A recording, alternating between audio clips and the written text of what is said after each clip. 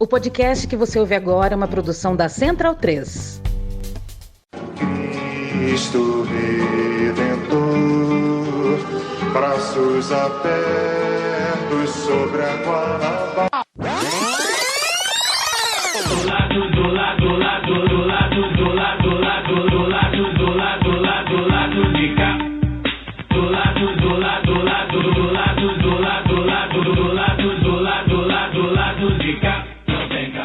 Bom momento, ouvintes da Central 3. Hoje é quinta-feira, dia 10 de outubro de 2024 e eu sou o Caio Belandi, direto do Saúl Estúdio com o Lado B do Rio. 336 chegando no seu feed. 336, pô, isso que pra quem tem a língua presa é complicado. O time volta a estar completo hoje para fazer o rescaldo do primeiro turno das eleições com Fagner Torres Lima e Daniel Soares aqui no estúdio e Luara Ramos via internet. Hoje a gente tá recebendo um convidado de última hora também, vou pedir para ele dar o tostão da voz dele. Chico Malta da Central 3, o homem por trás da Central 3. Bem-vindo, Chico, nosso amigo. Obrigado, Caio, um prazerzão estar aqui depois de... Quanto tempo o programa? Desde 8 2000? anos. 8 anos, primeira vez aqui no Rio com vocês. É um prazer. Obrigado, Chico. Veio ver, o The Boss veio ver aqui de perto. É sempre um prazer estar com o Chico aqui, mesmo com a camisa do Corinthians. Hoje a gente vai fazer o balanço dessas eleições, tá? Em 3 blocos. No primeiro a gente vai tratar o futuro e as perspectivas para um inédito 4º mandato de Eduardo Paes no Rio. Chamou bastante atenção essa vitória do Eduardo Paes, a gente vai tentar aí entender o que vem pela frente. Tem um segundo bloco, a gente vai fazer um apanhado das cidades onde terá segundo turno com participação dos partidos de esquerda aí pra gente ficar de olho nas próximas semanas. E a gente vai ter um terceiro bloco com umas análises mais gerais aí pra entender a esquerda encolheu, a esquerda perdeu, a esquerda ganhou, a extrema-direita ganhou, enfim, esse papinho aí de quem ganhou e quem perdeu, a gente vai tentar abordar de outra forma, né? Mas antes de chamar a mesa, eu queria agradecer imensamente a participação dos nossos ouvintes na live da apuração. A gente teve um engajamento bastante grande, não só nos superchats, no Pix, que a galera ajudou a gente a faturar, né, enfim, em cima lá da live, mas também no engajamento mesmo. Vi muito compartilhamento, pessoal compartilhando nas redes, no Twitter ainda não, porque o Twitter não tinha voltado, né, mas no Blue Sky, no Instagram. Foi muito bom, a gente viu lá um compartilhamento no YouTube mesmo para WhatsApp. A gente teve um alto número de uma audiência bem considerável, né? Menor do que a gente teve em 2020, mas 2020 também era outro contexto de pandemia, de, enfim, isolamento, as pessoas estavam mais em casa.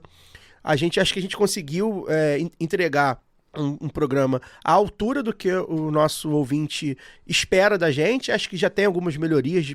Estou batendo um papo aqui com o Rodrigo da Saúl, com os meninos também, para tentar entender o que a gente pode melhorar para os próximos, né? Mas acho que a gente conseguiu entregar, e graças a vocês, assim, vocês que acompanharam a gente, vocês que toparam essa empreitada. Só acontece exatamente porque tem gente vendo, tem gente curtindo, tem gente acompanhando, comentando, dando pix, dando superchat. Então, agradecer imensamente a quem participou da live. Fagner, você quer falar sobre? Eu quero só aproveitar, antes de dar meu boa noite, só fazer um complemento à sua fala, que eu acho que é muito importante. Agradecer, sim, as pessoas que estiveram com a gente no domingo e que, na medida do possível, dentro das possibilidades, nos apoiaram aí com os super pix, os superchats e os pix da vida. Mas dizer que é muito importante esse engajamento, e é muito importante, se você puder colaborar com a sua mídia alternativa financeiramente, colabore, porque a gente precisa do apoio, na verdade. A verdade é essa, né? Essa semana mesmo a gente estava vendo a notícia que saiu, agora eu não me lembro o portal, mas da bancada da Jovem Pan, né? Isso. Que foi eleita, se não me engano, em São Paulo, ou pelo menos um deles foi em São Paulo, mas acho que é em São Paulo. A bancada da Jovem Pan.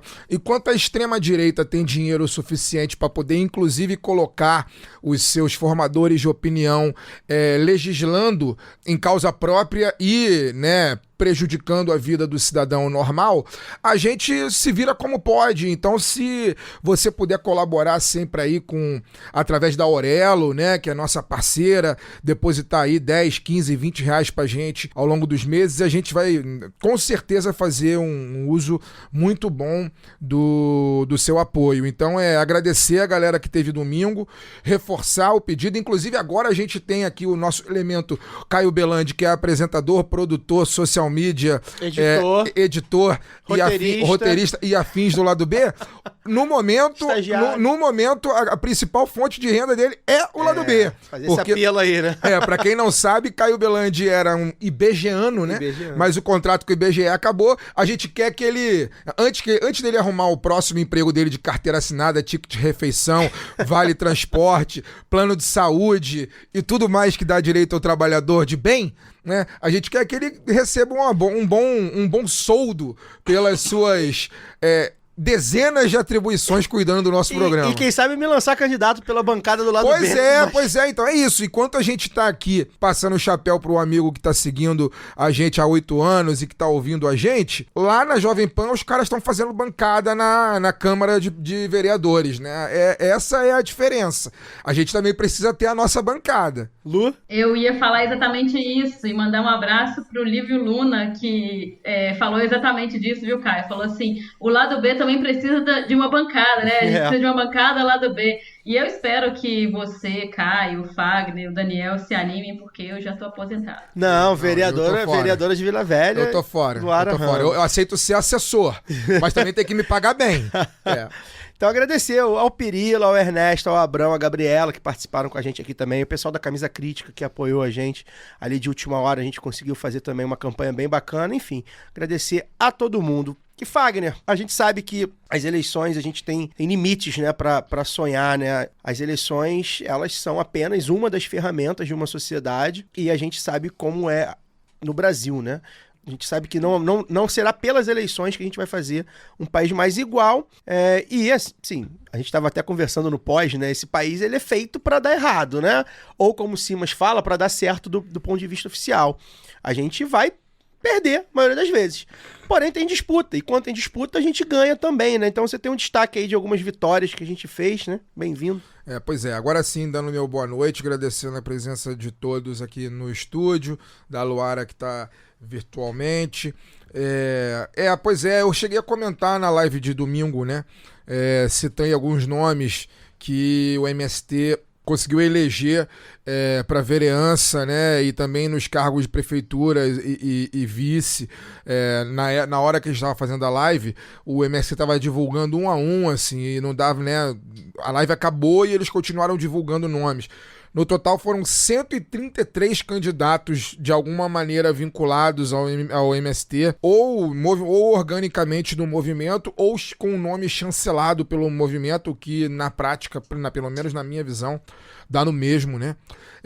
E isso é uma vitória muito grande. A gente vem discutindo aqui há muito tempo, por exemplo, a questão do agronegócio, né? O agronegócio tem bancada gigantesca na Câmara Federal, no Senado, nas câmaras estaduais, nas câmaras municipais, e passou da hora do MST também ter os seus representantes, as suas bancadas, né? Enquanto o agronegócio defende a destruição do meio ambiente, o envenenamento dos rios, dos nossos alimentos, o MST defende a distribuição barata ou até mesmo gratuita de alimentos orgânicos, né? O alimento sem veneno, né? Defende a reforma agrária popular, né? Então é importante que os espaços de decisão política estejam ocupados por membros desse movimento que, na minha concepção, minha humilíssima contribuição, eu acho que é o maior movimento social do planeta. E foram 133 nomes, inclusive a minha candidata aqui no Rio de Janeiro ganhou, né? Que foi a Maíra do MST, vereadora, eleita vereadora, se não me engano, com 14 mil votos, né? Foi, acho que, a terceira ou a quarta mais votada do PT na cidade. Terceira. Né? Então, fiquei muito feliz por ela e fiquei muito feliz pelos outros 132 nomes aí que foram eleitos Brasil afora, formando uma bancada de pessoas que defendem uma reforma agrária popular, que defendem alimentação sem veneno para a população, alimentação orgânica, e que está aí, enfim, colaborou muito na pandemia, quando as pessoas não tinham o que comer, o MST que estava distribuindo comida nos lugares, colaborou muito na enchente que aconteceu em Porto Alegre, quando as pessoas perderam tudo, era o MST que estava lá distribuindo alimentos sem veneno para as pessoas, né? E eu acho que esses espaços de decisão a gente precisa ocupar para poder fazer esse debate, para não deixar o agronegócio levar tudo, porque é isso que vem acontecendo, né? Vem levando tudo, vem destruindo nossa qualidade de vida, destruindo o planeta e é vendido nos meios de comunicação de massa como tech, pop, tudo. Então é isso. Parabéns aí pro MST. Demorou muito para tomar a decisão de disputar eleições e agora que não volte atrás, que seja daí para frente. Dani, você fez um bate-volta aí pra República de Curitiba, né? Capital da Lava Jato, e a coisa tá feia por lá. O vice-prefeito Eduardo Pimentel, do PSD, teve 33% dos votos e vai pro segundo turno contra a bizarra Cristina Graham. Não sei se é Graham que fala. Gramel. Do PMB, que fez 31%, inclusive bancada da Gazeta do Povo e da Jovem Pan. Participou também, jornalista que esteve nessas duas bizarras veículos, nesses dois bizarros veículos. E aí você, enfim, embora tenha tido poucas horas lá, você é um observador astuto da realidade. Como é que você sentiu o clima da cidade lá? Boa noite para todo mundo. Fiquei 24 horas exatas, né, em Curitiba, uma viagem a trabalho. E à noite saí, fui encontrar uns amigos. Eu brinco que encontrei a metade da esquerda de Curitiba, né? Que são 3 pessoas. Um deles isentão, mas pra Curitiba já é quase um bolchevismo. Curitiba é o Lenin, né? Isentão em Curitiba é o Lenin. Pois é. E vocês sabem que eu gosto de andar de transporte público, andar a pé, pra sentir a cidade, conhecer e tal. Eu dei uma caminhada. Eu fiquei num hotel bem central, perto da rodoviária, da rodoferroviária. E depois fui pro bairro encontrar um amigo meu. Depois a gente seguiu pro bar lá onde a gente se encontrou. Então eu dei uma caminhada, algumas quadras e tal. E essas áreas centrais, né, de Curitiba, ao contrário de muitas capitais do Brasil, realmente a classe média de Curitiba ela nunca viu um pobre em estado natural, né, no seu habitat. Ela só vê nos serviços, né, uniformizado e tal. Aquela é uma realidade, e muita gente branca, né? Eu não vi pessoas negras andando na rua, em lugar nenhum, nem atendendo, nem nos serviços, e a gente sabe que tem nas periferias. Está aí o Renato Freitas, né, deputado estadual do PT, que representa essa população periférica e periferizada, né, não só de Curitiba, como da grande Curitiba, da região metropolitana, que existe pobreza, né, como todo o Brasil, existe desigualdade, mas quem está na área central da cidade realmente não vive numa bolha, num mundo à parte. Aí você andando nesses lugares assim, que completamente fora da realidade brasileira, você entende um pouco o resultado dessa eleição. E clima de eleição zero na cidade. Você não vê nada, não vê adesivo, não vê propaganda na rua. Eu vi um carro com propaganda da Cristina Gremlin, que essa é a piada. Pelo menos meus amigos contaram, né? Que é a piada entre as 5 pessoas de esquerda de Curitiba é da Cristina Gremlin. E o do Eduardo Pimentel, pra dizer que eu não vi nada, eu vi um adesivo no estacionamento do aeroporto. Hoje, voltando. Assim, mais nada. Eu até brinquei que eu tive um almoço com o pessoal de trabalho, né, da minha viagem a trabalho, e eu falei, não consegui que ninguém citasse o assunto eleição, né, pra não ficar as pessoas lá falando de eleição. Presumo que empresário em Curitiba não ia ser algo legal de se ouvir. O assunto não foi levantado, mas um dos meus amigos falou, não, aqui ninguém fala, ninguém discute, ninguém fala. Por isso que também foi uma surpresa muito grande, né, desse resultado no primeiro turno, que a maioria das pesquisas não captou. Acho que a Atlas da véspera captou a Cristina Graham com 30%, mas é que foi uma coisa bem Wilson Witzel 2018 no Rio de Janeiro. Foi ação de grupo de WhatsApp organizado bolsonarista, com capilaridade, que produziu esse resultado em cima da hora. Dados do censo mostram que 1/4 da população de Curitiba é preta ou parda, né? E você não vê andando na cidade, no centro. Pois é. E o problema de gremlins é que você não pode alimentar depois de certo horário, depois nem jogar água. fake news. Alguém jogou água nessa mulher. Pois é. E alimentou com outras coisas. Pois é. Lu, saindo um pouco das eleições, você fez uma pensata rápida no nosso grupo e vai trazer pra gente, né, que é a semana do Dia das Crianças aí, e do Dia dos Professores também, né, dia 12, Dia das Crianças, dia 15, Dia dos Professores, e você tem uma reflexão sobre essa data aí, queria que você dividisse com a gente. Bem-vinda. Oi, Caio, Fagner, Daniel, já falei antes, né, mas oi também aí pro nosso convidado Chico, e oi para todo mundo que me ouve a partir de agora. Então, Caio, eu não sei se a gente está saindo tanto das eleições, a gente está saindo do período eleitoral, mas isso tem tudo a ver com eleição municipal, né? Porque eu estava ontem à noite, vou começar do começo, né? Com a volta do nosso querido, ou não tão querido X Twitter, eu fiz uma brincadeira lá sobre essas atividades que a gente vê da Semana da Criança, né? Eu disse que meu método contraceptivo favorito eram os stories dos pais e mães desesperados com essas novas atividades que ganharam as redes sociais nos últimos anos, né? Dia do cabelo maluco, da mochila maluca, do lanche maluco. Mas aquela minha piada começou a me incomodar um pouco, porque, veja só, eu não sou mãe, né? Eu senti que faltou um pouco de empatia ali, eu jogar só por alguns stories, algo que eu tava medindo com a minha régua, né? E aí hoje cedo eu vi um texto de um perfil no Instagram chamado Quartinho da Dani, que é uma professora que é mãe, e ela trouxe como título a seguinte provocação, que é também uma paráfrase, né, da famosa frase aí do Paulo Freire. Quando a educação não é libertadora, a semana da criança vira dor de cabeça. Esse é o título do post do @quartinho da Dani, Dani com Y, para quem quiser ir lá depois ler o post completo. Porque a autora dessa publicação, ela traz pontos que eu acho que são muito interessantes para o debate, né? Como, por exemplo, a sobrecarga materna, né? Porque a gente até fala da participação dos pais, mas geralmente são as mulheres que, né, culturalmente, é importante dizer, são as encarregadas pelo cuidado, pela organização da agenda escolar e também dessas novas atividades. Daí eu resolvi mandar esse post para algumas amigas que tinham publicado essas atividades, né, dos filhos nessa semana, porque eu queria ouvir essas mulheres, né, como elas se sentiam, como elas se organizaram e o que elas acham dessas atividades. E várias outras questões foram surgindo, então eu decidi aprofundar um pouco isso, porque uma das coisas que o post que eu citei também trouxe foi de um apelo gerado pelas redes sociais, né, pela internet. Só que até então eu estava falando com mães de crianças que estudam em creches e escolas particulares. Mas e nas escolas públicas? Como é que será que é a programação atualmente? Eu não sei na época de vocês, assim, mas na minha época, na época que eu estudava, né, que eu era uma criancinha, eu lembro que pelo menos na sexta-feira da semana em que se comemorava o Dia da Criança, a escola tinha alguns brinquedos espalhados, como cama elástica, piscina de bolinhas. Eu acho que tinha também, sempre tinha um lanche especial que geralmente era cachorro-quente. Era uma coisa mais facilmente compartilhada. Mas eu não sei, e aí eu comecei a pensar, quem é que pagava por aquilo tudo? Aquilo estava no orçamento municipal? E isso surgiu também quando eu fui conversar, né, com algumas pessoas, professoras de escola pública.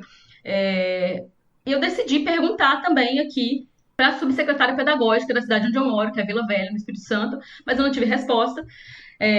Apesar do site da prefeitura ser cheio de telefones, as chamadas se encerravam sozinha depois de alguns segundos. Então temos aí um mistério. Mas eu conversei com algumas conhecidas que são professoras de escolas da rede pública e também de instituições privadas, são ambientes diferentes, né? Isso acontece de forma diferente nesses ambientes. E aí que as coisas começaram a ficar malucas mesmo. Porque até tem uma ironia, né? O Dia das Crianças no Brasil é no dia 12 de outubro, como o Caio falou, que é o mesmo dia da padroeira do Brasil, né? Nossa Senhora. Mas este ano a gente não vai ter feriado porque cai no sábado. Então, o trabalhador... os pais trabalhadores se lascaram mais ainda. Mas o Dia Universal da Criança, de acordo com a ONU, é celebrado no dia 20 de novembro, porque nesse dia, em 1959, foi aprovada a Declaração dos Direitos da Criança. Só que isso é muito menos lembrado, né? Porque, como vocês devem imaginar, a consolidação do 12 de outubro como data foi abertamente comercial, para alavancar a venda de brinquedo mesmo. E ainda sobre datas... curiosamente, coincidentemente, hoje, né, que nós estamos gravando, dia 10 de outubro, é o Dia Internacional da Saúde Mental.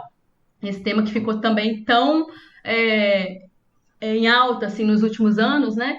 E eu não vou problematizar aqui o uso do termo maluco ou maluca para essas atividades, não é isso. Eu quero trazer aqui uma reflexão que é um pouco mais prática, né? Porque por mais que a gente se divirta com as fotos, né, é muito bonitinho, é engraçado e tal, e que as crianças fiquem felizes também, porque elas parecem muito animadas ali com todas essas, né, essas atividades, são lúdicas, né, são brincadeiras também. Existem questões que eu acho que são muito delicadas quando a gente propõe esse tipo de coisa. Primeiro quem é que vai fazer. Um dos poucos homens das minhas redes sociais que eu vi falando sobre isso, é o nosso ouvinte aqui também, e é professor também, Fernando Oliveira. Ele lembrou que mesmo participando e sabendo que a sua participação como pai é uma exceção, ele vê que geralmente quem está nos grupos escolares, né, nos grupos de pais, assim, são as mães, são as mulheres. E também são elas que comparecem às reuniões da escola. E elas também que realizam, né, a maior parte desses trabalhos. A outra coisa que o Fernando lembrou foi que esse tipo de atividade, ele geralmente tem custo, né? Por mais que você tente reaproveitar materiais que já tem em casa, geralmente essas são atividades que são atravessadas pelas necessidades de consumo. E aí que a coisa fica mais preocupante ainda, porque se a gente vai para a escola pública, em que existe uma variação maior de renda, isso não acaba impedindo que algumas crianças possam ou não participar. E esse impedimento pode ocorrer também em relação ao tempo dos pais, né? Ou, melhor dizendo ainda, de novo, das mães. Porque ao mesmo tempo que uma conhecida que é professora de uma instituição privada, num bairro de classe média de uma capital brasileira, aponta que essas atividades, elas promovem, né, mais tempo de qualidade nas famílias e que os pais daquela comunidade escolar se engajam bastante, elogiam essas iniciativas, eu também ouço outras mães que se sentem, né, ouvi outras mães, mas ouço constantemente, um sentimento de culpa, sabe? As mães se sentem culpadas porque não conseguiram fazer ou não se sentem até criativas o bastante para executar uma tarefa. Então você pensa assim, uma mulher que já trabalha em casa, às vezes tem um outro emprego, né, um outro trabalho, porque trabalho de casa também é trabalho, então tem um outro trabalho que é remunerado, e aí uma jornada, né, super extensa, assim, e aí tripla, porque também com relação às crianças, ela vai ter que pensar no que vai fazer para poder expressar aquela, né, a personalidade daquela criança, seu filho. Isso pode ser um tempo de qualidade também com aquela criança, mas também exige, né, uma outra coisa dessa mãe. E aí tem várias outras questões, por exemplo, que eu fiquei pensando que, será que essa se elas ficam felizes, mas será que elas não ficariam felizes com outras atividades que pudessem trazer menos contradições? Como, por exemplo, uma possibilidade de competição entre essas crianças, que eu perguntei sobre isso também, e por mais que as minhas amigas e conhecidas professoras falassem, não, mas a gente não estimula, não tem tipo um concurso, assim. Mas será que isso entre as crianças mesmo não acaba existindo, até entre os pais, né, uma competição ali entre os pais? Porque nas redes sociais existe, né, uma coisa pelo engajamento, a gente percebe isso. E aí leva um outro ponto também, que é o da exposição dessas crianças. Quer dizer, todas as vezes que a gente vê recomendações de segurança com crianças, principalmente, né, o ideal é que não publiquem fotos de crianças, mas existem diversos perfis de escolas no Instagram que têm, né, e usam as redes, até como parte das atividades escolares mesmo, assim, mas que usam as redes, e aí as crianças aparecem lá, aparecem de uniforme. A gente vê cada vez mais essa coisa do engajamento ali dos cabelos malucos que viralizam, né? Aquela coisa toda. E é divertido, mas é divertido para quem? Essa diversão poderia existir sem a exposição ou sem uma pretensa competição por likes, ou também de outra forma em que fosse mais democrática, que fosse menos onerosa no sentido financeiro também do tempo para as mães e pais. Tem várias questões, e eu não vou entrar nem na dos lanches malucos, né, da alimentação, que eu acho que é um outro problema também, porque aí nós vamos ter crianças que não comem ou não podem comer determinados alimentos. A gente entra também na questão das crenças, né? Uma amiga minha relatou assim, a gente tem o dia lá da fantasia, mas tem pais e mães que, por crença e tal, não gostam de fantasiar seus filhos. E aí é uma outra questão, a criança não vai participar, ela entende que não está participando, a gente deve deixar de propor, então, porque legal a coisa da fantasia, mas também quem é que pode costurar, fazer uma fantasia ou arranjar uma fantasia de um dia para o outro? E se essas programações, elas incluem ou não a comunidade escolar? Porque isso é uma coisa que me pareceu assim, em nenhum momento os pais parece que foram chamados, né, para participar e dizer, olha, a gente desse grupo aqui acha legal fazer, ou então não, isso aqui não é possível para a gente. Ou vamos pensar uma outra forma junto, né, que seja democrático, que seja legal para todo mundo, e que nós vamos, de fato, incluir nossos filhos e filhas aqui. Então, eu fiquei pensando nisso tudo porque eu realmente acho que a gente vê a pauta, né, da infância sendo muito utilizada, principalmente pela extrema-direita. Vamos proteger nossas crianças, uma tentativa de criar pânico moral. E a gente fala pouco disso. E quando a gente traz essa coisa da pedagogia mesmo, da importância do engajamento das comunidades, né? Não só de pais e mães, mas aí pensando a gente como comunidade, porque eu vi aqueles posts e me senti incomodada e provocada a perguntar para as minhas amigas e entender melhor até como funciona nas escolas do meu município, com outras amigas professoras, para entender também como é utilizado parte do orçamento para isso, porque isso também apareceu. Algumas colegas e professoras falaram que é comum, como na escola pública você não tem como pedir uma colaboração, é comum que as professoras mesmo façam vaquinhas. Na minha época eu fiquei pensando nisso, assim, eu lembro que algumas coisas rolavam de vaquinha e depois eu fiquei pensando quem é que pagava por aqueles brinquedos, né? Já que era uma escola pública e que tinha poucos recursos. Não tinha nem quadra na época que eu estudava e tal. Então, são essas coisas, sabe, que eu acho que precisam passar. Até porque, como o Caio bem lembrou, a gente está perto também, né, do Dia dos Professores e das Professoras, que também são muito sobrecarregadas, né? Principalmente para professoras do ensino infantil, né? que a gente sabe que também geralmente a remuneração é menor, a valorização é menor, como se fosse uma coisa da obrigação, não, é do amor, né? Existe uma coisa também aí dessa dimensão do cuidado, e aí percebam também, geralmente, professores do ensino infantil, geralmente são as professoras também, são mulheres, né, a maioria. E eu acho que é interessante a gente pensar essas questões como coletivo. Então, assim, eu não tenho filho, não sei se a nossa audiência tem tantas pessoas que têm filhos, mas eu acho que é importante que a gente se atente a isso, porque nós estamos falando de uma disputa de sociedade também, né? De uma nova geração, de uma criação de uma nova geração. E vejo, como eu disse, que a extrema-direita se apega muito a isso, mas que não problematiza. Então, assim, a gente está pegando modelos, né, de atividades que talvez estão replicando aí a coisa... Eu acho interessante as crianças expressarem sua subjetividade, sua individualidade, mas que talvez, como eu disse, pode gerar uma competição, e são valores que a gente devia disputar também de uma outra forma, ou poderia disputar também de uma outra forma, que não pelo individualismo, pela competição, que pode gerar, não de uma forma que sobrecarregue as mulheres, mães. Então, são essas reflexões que eu queria trazer, me estendi um pouquinho, mas gostaria de pedir de agradecer, na verdade, né, por essa licença, mas também de pedir esse espacinho de reflexão para vocês, meus colegas homens, alguns de vocês, né, o Daniel é pai aqui, para que a gente pense mais sobre isso, né, e traga mais esse tipo de coisa para cá, porque eu acho que se relaciona diretamente com tudo que a gente fala de política e até de comunicação também e tal. E agora que o X voltou, né, e você não foi pro Blue Sky, quem quiser conversar com você sobre isso também, né, tá aberto, né, Lu? Você tá lá no X, sempre recebendo as reflexões lá dos nossos ouvintes. Tô lá, por enquanto. Pois não fui pro Blue Sky. A galera do Blue Sky te cobrou, então a gente também abre aí nossas redes, gente, sobre essa reflexão, né? Olá, ouvinte, eu sou o Podão e eu tenho uma notícia incrível para você.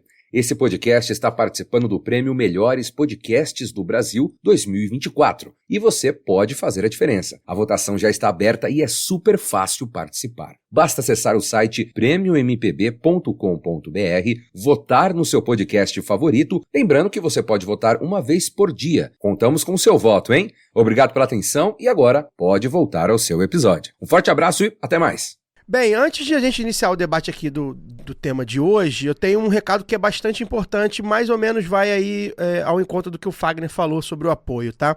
Principalmente para você que é apoiador e apoiadora do lado B. A Aurelo trocou de servidor de pagamento recentemente e alguns apoiadores não conseguiram ter seu apoio renovado automaticamente. Então a gente pede que vocês chequem se o apoio está ativo, vai lá no aplicativo, e se não estiver, a instrução para você renovar ou fazer seu novo apoio, no caso, vai ser a seguinte, tá? Você vai acessar do navegador, tá? Veja bem, tem que ser do navegador, tá? Mesmo que seja no celular, não é para usar o aplicativo, é lá no navegador orelo.cc/lado B do Rio. Aí lá você pode fazer esse percurso clicando em fazer parte, você vai fazer o login com o e-mail que você tem, já o cadastro que você tem no app, vai clicar em opções e então você vai apoiar. E aí na hora de apoiar, você vai adicionar um novo cartão de crédito, mesmo que ele já apareça nas opções disponíveis, tá? Você cadastra ele de novo, por favor, e vai concluir o apoio. Isso tem dado certo, a gente já entrou em contato com algumas pessoas que fizeram esse movimento e praticamente todo mundo conseguiu fazer dessa forma. Basicamente, renovar o apoio, né? Cadastrar um novo apoio pelo navegador, tá, gente? Se você tiver com dificuldade, mande e-mail para alô@orelo.cc. E aí, aqui também um disclaimer que acho que é importante, né? A ideia da Aurelo não é só ser um aplicativo de podcast, né? Mas também eles querem ser um ambiente de comunidade. Ou seja, você se cadastrar e apoiar o lado B lá na Aurelo pressupõe também receber alguns conteúdos exclusivos, que a gente tem feito pouco, né? Até em áudio, mas a gente espera começar a fazer mais em breve. E além de receber as newsletters, a gente faz bastante comunicado por lá e interagir através dos tópicos. Dá para criar tópico e dá para interagir por lá. Então a gente pede que você insista um pouco mais em nos ajudar pelo Aurelo, fazendo esse passo a passo que a gente explicou agora. Vai estar nas nossas redes também e a Aurelo também enviou esse e-mail para quem era apoiador. Mas ainda assim, se estiver enfrentando problema com o aplicativo e sua ideia como ouvinte, é mais ajudar a gente do que estar em comunidade, você pode fazer o Pix. Faz o Pix para ladobedorio@yahoo.com. E se você também tem problema por algum motivo com o Pix e com a plataforma de apoio da Aurelo, você entra em contato com a gente, porque a gente pode ser que a gente também abra aí uma nova plataforma de apoio, mesmo sem esse ambiente de comunidade que a gente quer, porque, enfim, dependendo do quórum, a gente também abre essa nova possibilidade. O importante é que a gente seja ajudado e que seja fácil para vocês. Então, assim, a Aurelo teve esse probleminha, a gente espera que esteja resolvido, mas se tiver ruim para os nossos apoiadores e apoiadoras, a gente vai para um novo caminho, tá?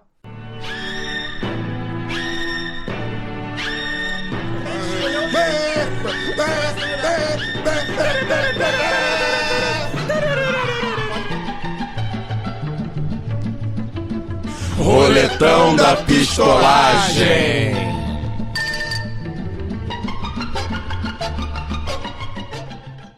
Bem, vamos ao que interessa. Como previsto pelos analistas políticos mais gabaritados do Brasil, do podcast lá do B do Rio, na semana passada, Eduardo Paes foi reeleito prefeito do Rio com mais de 60% dos votos válidos.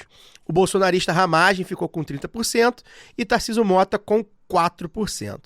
Eleito em 2008, no segundo turno, com apenas 50,8% dos votos, reeleito em primeiro turno em 2012, com 64%, e eleito novamente em 2020, no segundo turno, também com 64%, Eduardo Paes dessa vez fez barba, cabelo e bigode. Ele ganhou em todas as zonas eleitorais da cidade, já tinha feito isso em 2020, com mais de 50% dos votos, ou seja, ele ganhou no primeiro turno em todas as zonas eleitorais da cidade.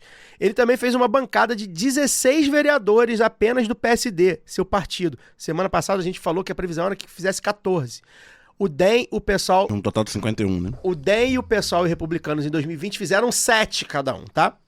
Ao todo, a coligação, com as 12 legendas que fazem parte, fez 28 dos 51 vereadores. Além de figurões da política do Rio, como o ex-prefeito César Maia e a vereadora pela 9ª legislatura, Rosa Fernandes, o PSD também fez vereadores novatos, como o ex-subprefeito da Zona Sul, Flávio Vale, o ex-subprefeito da Zona Norte, Diego Vaz, o ex-subprefeito da Grande Tijuca, Márcio Ribeiro. Também tornaram-se vereadores pelo PSD do Eduardo Paes, a ex-secretária municipal das Mulheres, Joyce Trindade, o ex-secretário municipal da Juventude, Salvino Oliveira, entre muitos outros nomes. Cara, a Rosa Fernandes é vereadora há 36 anos. Foi um número que me passaram aí. Não chequei isso não, mas é possível, né? 36 anos é mais do que o que você tem de vida, cara. Exatamente. Depois a gente vai checar essa informação. Foi a informação que a gente teve aí, né, Dani? Que circulou aí, né? Não sei eu lembro dela nos anos 90. Se não me engano, ela foi a mais votada em 92. Isso já tem 32 anos. Se ela já era vereadora desde 88, são 36. E é filha de Pedro Fernandes, que também era vereador. E mãe de Pedro Fernandes. E mãe de Pedro Fernandes. Que também foi político. Mandava lá na minha área. Por muito tempo mandou na minha área. Só que agora tá mais dividido. A oposição bolsonarista elegeu 7 vereadores pelo PL, incluindo Carlos Bolsonaro, o mais votado da cidade. E já na oposição à esquerda, o PSOL elegeu apenas 4 vereadores, sendo 3 reeleições, e foi um número menor que os 7 de 2020. Então eu pergunto para vocês, Daniel e Fagner principalmente, mas Luara também, claro, vem aí o governo Eduardo Paes 4. O que a gente espera inédito, disso? Você falou inédito, né? Inédito que nunca houve um prefeito com 4 mandatos, né? No dia do César Maia teve 3. Então, no dia 2 de janeiro de 25, dia seguinte à posse, o Paes vai ser a pessoa há mais tempo no comando da prefeitura. O César Maia, uma vez que ele se reelegeu, não tinha reeleição ainda. Ele foi eleito em 92, 96 não tinha. E aí em 2000 ele disputou contra o Conde, ganhou e foi reeleito em 2004. Aí você tá perguntando o que a gente espera do Eduardo Paes 4, é isso? O que eu espero? Recurso a dar com pau do governo federal no Rio de Janeiro. Foi um dos primeiros prefeitos que o Lula foi parabenizar, né? Eu acho que o que eu espero é o seguinte: recurso a dar com pau no governo federal no Rio de Janeiro, para rolar um grande cacife eleitoral para 2026, que é o grande objetivo que, embora ele diga que não, eu tenho informação que sim, que o grande objetivo dele é concorrer ao governo do estado em 2026.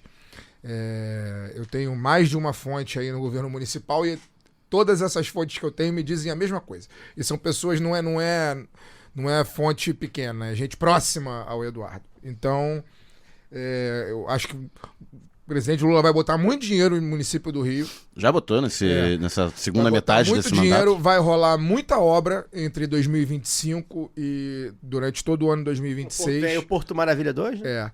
Para que ele fique bastante cacifado, essa seja a forma dele se cacifar para concorrer ao governo do estado, uma vez que ele não é. Aí também é uma informação que eu tenho, embora ele seja o prefeito do Rio, e obviamente o Rio de Janeiro é a cidade que mais tem visibilidade no estado do Rio e no Brasil de uma maneira geral, junto com São Paulo. Embora ele tenha muita visibilidade, ser governador de estado não é só uma questão de visibilidade, é uma questão de articulação política muito importante no interior do Rio de Janeiro, muito difícil, que o Eduardo Paes historicamente tem dificuldade, né, de ter articulação com o interior, região norte, noroeste fluminense, Baixada Fluminense, região dos lagos, é uma outra dinâmica. A informação que eu tenho também, de fontes que eu tenho, é que o Eduardo Paes, inclusive, não é bem visto pelas raposas políticas do interior. Eduardo Cunha, inclusive, falou assim no Twitter essa semana. É visto como um político que não cumpre acordo. E Eduardo Cunha falou isso. Aí eu te digo uma coisa, também não cumprir acordo com o Eduardo Cunha é um bom sinal. Ele falou, o Eduardo Paes falou isso. Deu É um bom essa sinal, resposta. Né? Cá entre nós. Não estou defendendo o Eduardo Paes, não faço campanha dele, mas não cumprir acordo com o Eduardo Cunha é o mínimo que se espera de alguém, né? Talvez se lá atrás não tivessem cumprido em 2014, 2015, né? A gente estaria numa situação melhor. Pois é, mas a informação que eu tenho é essa. Ele quer sim ser candidato em 2026. O governo Eduardo Paes, a cúpula é uma palavra um pouco forte, mas o entorno do governo, o entorno do Eduardo Paes enxerga com péssimos olhos, obviamente, o governo estadual hoje, né? Como todo fluminense que todo fluminense que não é míope, ou que pelo menos use óculos, enxerga o governo estadual de maneira péssima hoje, né? E essa cúpula enxerga o governo estadual muito mal e enxerga a possibilidade de fazer muitas coisas no estado que esse governo atual não tem nenhuma competência para fazer ou não quer fazer, né? Então é um objetivo, sim, vir candidato ao governo do estado. Eu acho que o governo federal vai despejar dinheiro no Rio de Janeiro, né? Agora, o Eduardo Paes terá que ter alguma sabedoria política maior do que ele teve até esse momento, no sentido de fazer as articulações necessárias para se cacifar de maneira estadual. Até porque outros nomes têm tanto interesse quanto ele, né? E aqui eu posso dizer um específico, que é o tal do Dr. Luizinho, que é uma figura muito forte na Baixada Fluminense. Não à toa ele foi colocado como possível sucessor da Nízia Trindade no Ministério da Saúde. Não é à toa, o Ministério da Saúde tem muita grana, isso o cacifaria demais numa disputa eleitoral daqui a 2 anos, e é uma figura que a gente tem que ter o olho muito aberto, né, com relação ao futuro político do estado do Rio. Por acaso hoje eu vi uma notícia, acho que no Diário do Rio, aquele Diário do Rio, não lembro se é Berenice ou o Diário do Rio, acho que é o Diário do Rio, que o Pedro Paulo, né, deputado federal e fiel escudeiro do prefeito Eduardo Paes, estaria articulando na Alerj, embora ele seja federal, ele estaria fazendo essa articulação para fazer a sucessão da presidência da Alerj em fevereiro, do Rodrigo Bacelar, que o Bacelar é um grande aliado do Castro, pertence à União Brasil, e seus candidatos na Baixada não prosperaram. O problema é que eles não prosperaram em detrimento do PL, que fez 22 prefeituras no estado que tem 92 municípios. 92 municípios, então 22 aliás, é o próprio número, né, do PL. Varreu a Baixada e varreu o leste fluminense, né? Só no leste fluminense, Niterói e Maricá estão completamente cercados de prefeitos eleitos pelo PL. E aí essa articulação, inclusive, envolveria o PL, que é o partido do governador. né? Então não sei até qual é o xadrez aí, né? De você usar o PL para derrotar um aliado do Castro, sendo o PL o próprio partido dele. Mas é um sinal de que isso daí já é pensando, obviamente, no ambiente para 26. Por outro lado, né? Essa candidatura ao Palácio Guanabara tem 2 grandes riscos. Um é de perder, né? Como ele perdeu em 2018, sendo super favorito, tendo liderado as pesquisas. Tudo bem, em 2018 era outro. Veio a onda, foi a onda assim, bolsonarista. Até a onda ele era favorito. O fenômeno Witzel e tal, mas ele liderava até a véspera, literalmente até a véspera do primeiro turno. Ele não só tomou uma virada, como saiu derrotado no primeiro turno. Sim, ele ficou em segundo lugar. Teve 20 e poucos por cento. Eu me lembro do dia seguinte à eleição do primeiro turno, ele dá uma coletiva absolutamente sozinho numa mesa. Sim, todo mundo já adere ao Witzel automaticamente. Foi isso. Os aliados que estavam com ele no interior e tal, porque ele vinha do PMDB, né? Tinha saído, o PMDB estava muito queimado, ele tinha ido pro DEM, mas tinha carregado os aliados tradicionais, né? De Baixada e interior, e isso é histórico, né? O prefeito da cidade não conseguir se eleger, acho que depois da redemocratização só o Marcelo Alencar conseguiu se eleger e mesmo assim fez um mandato só, nem concorreu à reeleição. Em 98, César Maia perdeu a eleição para o governo do estado em 98 para o Garotinho, que vinha do interior. Depois se candidatou ao Senado 3 vezes, nunca conseguiu se eleger, fosse com 1 ou 2 vagas. E o Eduardo Paes teve essa derrota de 2018. Então tem que ter essa leitura. Se ele vai renunciar há 2 anos e meio de mandato, porque lembrando o prefeito que renuncia... Tem que sair em março. Abril. O prefeito que renuncia no meio de mandato, ele não cumpre meio mandato, né? Ele cumpre ali um pouco menos de 1/3, porque ele fica 1 ano e 3 meses. Ele tem que renunciar para ser 6 meses antes da eleição. Então, ele não abriria 2 anos e 9 meses de mandato, se não for uma coisa absolutamente certa, né? Uma possibilidade de 100%. E outra coisa dependendo de como tiver o cenário 2026, se tiver bem encaminhada, digamos assim, uma reeleição do Lula, que não haveria um candidato natural para 2030, né? Então, se ele for um prefeito bem-sucedido no seu 4º mandato, ele poderia terminar o ano de 2028 classificado como um possível candidato presidencial. Então, eu acho que vai depender muito dessa leitura, se ele vai querer disputar o Guanabara, primeiro, se não tiver uma perspectiva certa de vitória, e segundo, o Palácio Guanabara é um pântano, um matador de carreiras políticas, né? Desde acho que o Leonel Brizola foi o último político que conseguiu se eleger alguma coisa depois. Mesmo assim, se elegeu governador depois e acabou. O segundo. Benedita. Mas a Benedita nunca para majoritária, não. E ela exerceu 9 meses de mandato. E mesmo assim saiu. E ela saiu queimada, ela nunca mais conseguiu se eleger em cargo majoritário. Só para deputada. Né? Então, Sérgio Cabral terminou preso, quer dizer, quase todo mundo terminou preso em algum momento.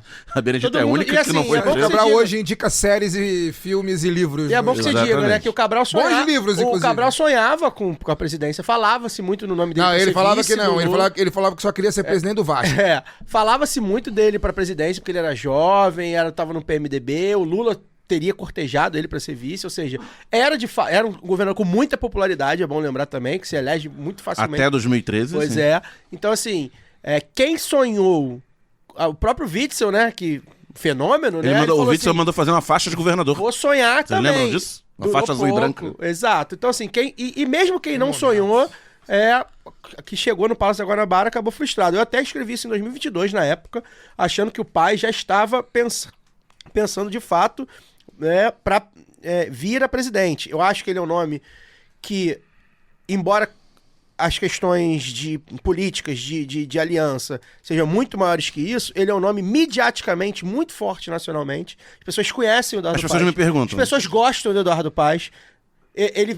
Repito, né, como a gente tem falado aqui, ele fura essa coisa do ele é aceitável pra esquerda e pra uma direita moderada. Exato. Então, assim, as pessoas... E ele se cerca de boas pessoas que fazem essa imagem muito bem feita. Então, eu já imagino isso desde 2022, não é uma informação igual do Fagner, só uma hipótese que o Daniel corroborou também, vem corroborando essa. Eu não duvidaria que ele abdicasse, que o natural é ele ir pro Palácio da Guanabara, né? Tentar, pelo menos.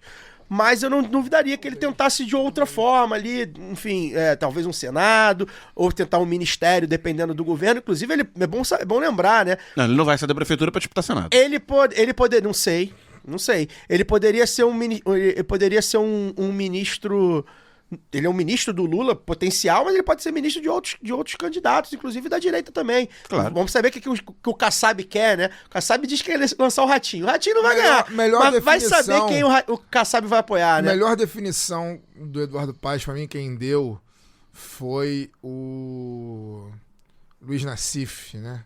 Ele fala que o Eduardo Paes é um político sem coluna vertebral. É isso, né? Não, e outra coisa, você falou de Senado, dizem que o atual governador Cláudio Castro quer disputar o Senado em 26. Para isso ele teria que renunciar também. Isso. Em abril, deixaria o seu vice, com quem ele está rompido, o Thiago Pampolha, que saiu acho que ele era do União Brasil na eleição, saiu do União e foi pro MDB. MDB que na capital, com o Tony de Paula, apoiou o Eduardo Paes. Então... tudo pode acontecer com um governador, né? um governador no cargo, com direito à reeleição. Nesse caso, o governador no cargo teria direito à reeleição, num partido que já foi aliado. Nós estamos aqui a 30 metros do Palácio Guanabara. Se eu encontrar Thiago Pampolha na esquina, eu não sei quem Pois é, agora... Olha que ele é da Zona Oeste, eu também não reconheci. Pra gente falar de governo do Estado... Mas eu também não sabia quem era o Castro há 4 anos. Pois é, e aí assim, já vou antecipar, porque o lado B antecipa muitas tendências, né? A gente acerta muita coisa. A gente falou um nome aqui chamado Rodrigo Bacelar. É bom, o Rodrigo Bacelar, que é de Campos, inclusive, deputado estadual desde 2019. Já foi do PT, inclusive. Isso que eu ia falar. O Rodrigo Bacelar é um jovem, atualmente presidente da Alerj, que começou no PT. Como garotinho. Começou no PT, depois foi pro PTB, PTB, PDT, Solidariedade, trajetória trabalhista. Solidariedade. Até aqui sim, PL e União Brasil depois. Então assim, pra depois a gente não se surpreender. Porque essa coisa no governo do Estado, e a gente fica, caraca, como é que ganhou e tal? O Rio de Janeiro, de fato, tem muita dificuldade. Agora, só pra gente encerrar esse assunto do Paes, eu queria trazer para vocês, assim, eu tenho brincado muito sobre isso, né? Eu já até separei alguns textos para ler, para tentar fazer um texto um pouco mais técnico, para falar sobre o que eu acho que já é um movimento político real, que é o paisismo. Porque eu acho que a forma que ele ganhou apoio, não só de quadros da esquerda, mas como também de eleitores da esquerda, que compraram não só ele, o nome dele, mas como seus candidatos a vereador, seus projetos, porque é isso que a gente tem falado aqui, né?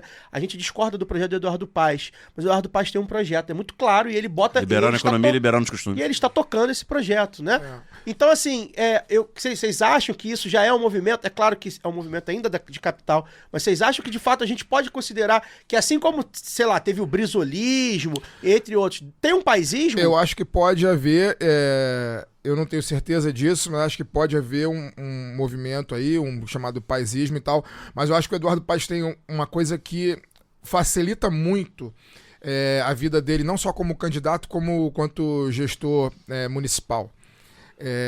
Primeiro, o fato dele ter sido antecedido pelo Marcelo Crivella, que foi um dos momentos mais caóticos da história dessa cidade. E o César Maia 3 foi muito ruim também, é bom lembrar. Pois é. E o César Maia 3 também foi muito ruim. Que foi o outro antecessor. No caso, ele teve a sorte de ter sido prefeito depois do César Maia 3, foi caótico, e foi o prefeito do auge do governo Lula, que despejou... E da Copa do Mundo e da Olimpíada. Copa do Mundo, Olimpíada, Jornada Mundial da Juventude, o caralho a 4. Tudo aconteceu no Rio de Janeiro naquele período. E agora ele é o prefeito depois de Marcelo Crivella, que é absolutamente caótico, foi absolutamente caótico, todo mundo tem lembrança muito fresca do que era, né? E, além de tudo, isso é uma dificuldade, mas também é uma facilidade, que eu vou falar aqui. Ele é o prefeito da cidade que é o berço do bolsonarismo. O bolsonarismo tem voto pra cacete no Rio de Janeiro. Tanto tem. Que Alexandre Ramagem fez 30%. Tem. Só que também quem detesta Bolsonaro é muita gente que detesta Bolsonaro nessa cidade.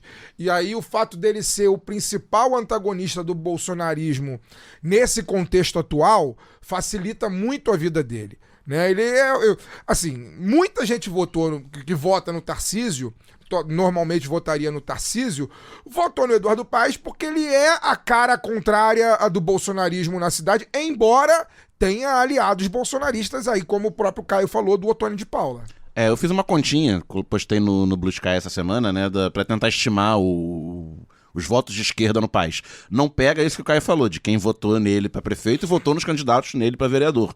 Né? Tinha candidatos na chapa do PSD com um perfil mais progressista e tal. O perfil, tem gente concorrendo numa raia que isso foi durante muito tempo uma raia do pessoal, principalmente, né?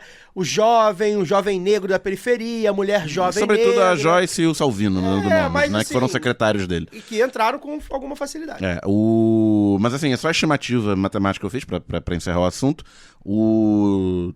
Somando os votos das duas frentes, das duas federações partidárias, né, de esquerda, que é PT, PCdoB e PV, e a outra que é PSOL e Rede, com o PSB, não tô nem contando o PDT nessa conta, porque o PDT no município do Rio é complicado, o perfil, mas assim, somando esses partidos que eu falei, dá 17,5% mais ou menos dos votos para vereador.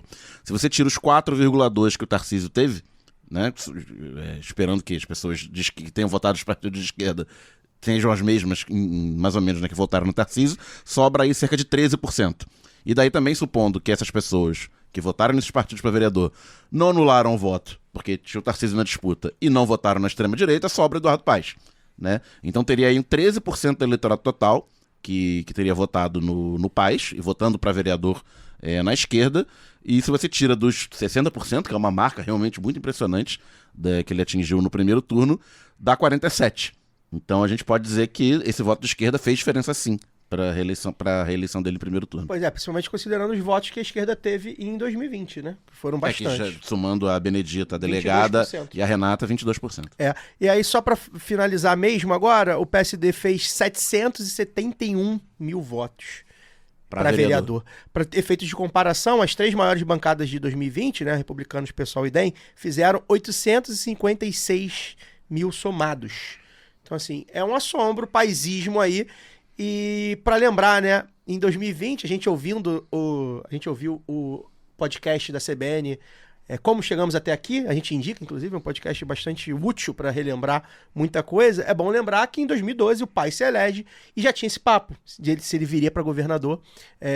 Porque em 14, né, na época o vice era o Pezão, que acabou... o governador o Cabral, e é isso, ele sai, deixa o Pezão, e o Pezão concorre no cargo. O Pezão concorre ao cargo. E o Paes já era cotado, era do mesmo partido. E o Paes fala, não, vou ficar, até porque tinha a Olimpíada. E aí ele falou, queria ser o prefeito da Olimpíada. E na ocasião o vice era do PT, o Adilson. Exato. Então, enfim, vamos esperar para ver aí, porque acho que o Paes é uma figura que a gente vai, não só por estar no Rio, mas mesmo na análise nacional, a gente vai falar bastante dele, até porque o Lula tá sempre com ele também. E a trivia é que se ele sair para ser governador, o Cavalieri será o primeiro vice a se tornar prefeito de fato. Nunca um vice, né? 29 anos de seria idade. o mais jovem da história, com 31 anos, e nunca um vice virou prefeito no Rio de Janeiro. Luara, quer complementar? Não, eu ia dizer o que eu espero, né? Vendo de fora, assim, o que eu espero? Eu espero que o Eduardo Paes, primeiro, que esses acordos, né, que essa estratégia dê certo à esquerda, que o Eduardo Paes cumpra os acordos com o Lula, descumpra com os bolsonaristas, porque eu tô igual aquele menininho do vídeo, não sei se vocês conhecem esse vídeo, que o menino pergunta, o que você espera pro Galo em 2020, era 2022 até. Eu espero que o Galo ganhe tudo, todos os jogos, todas as competições. Mas é um pedido ousado, eu gosto de ousadia mesmo. É isso, muito bom. Peço licença para dar uma pausa no programa e apresentar os nossos parceiros. O sorteio para apoiadores e apoiadoras do lado B é um oferecimento da Camisa Crítica. Ouvinte tem 10% de desconto no cupom Lado B no site www.camisacritica.com.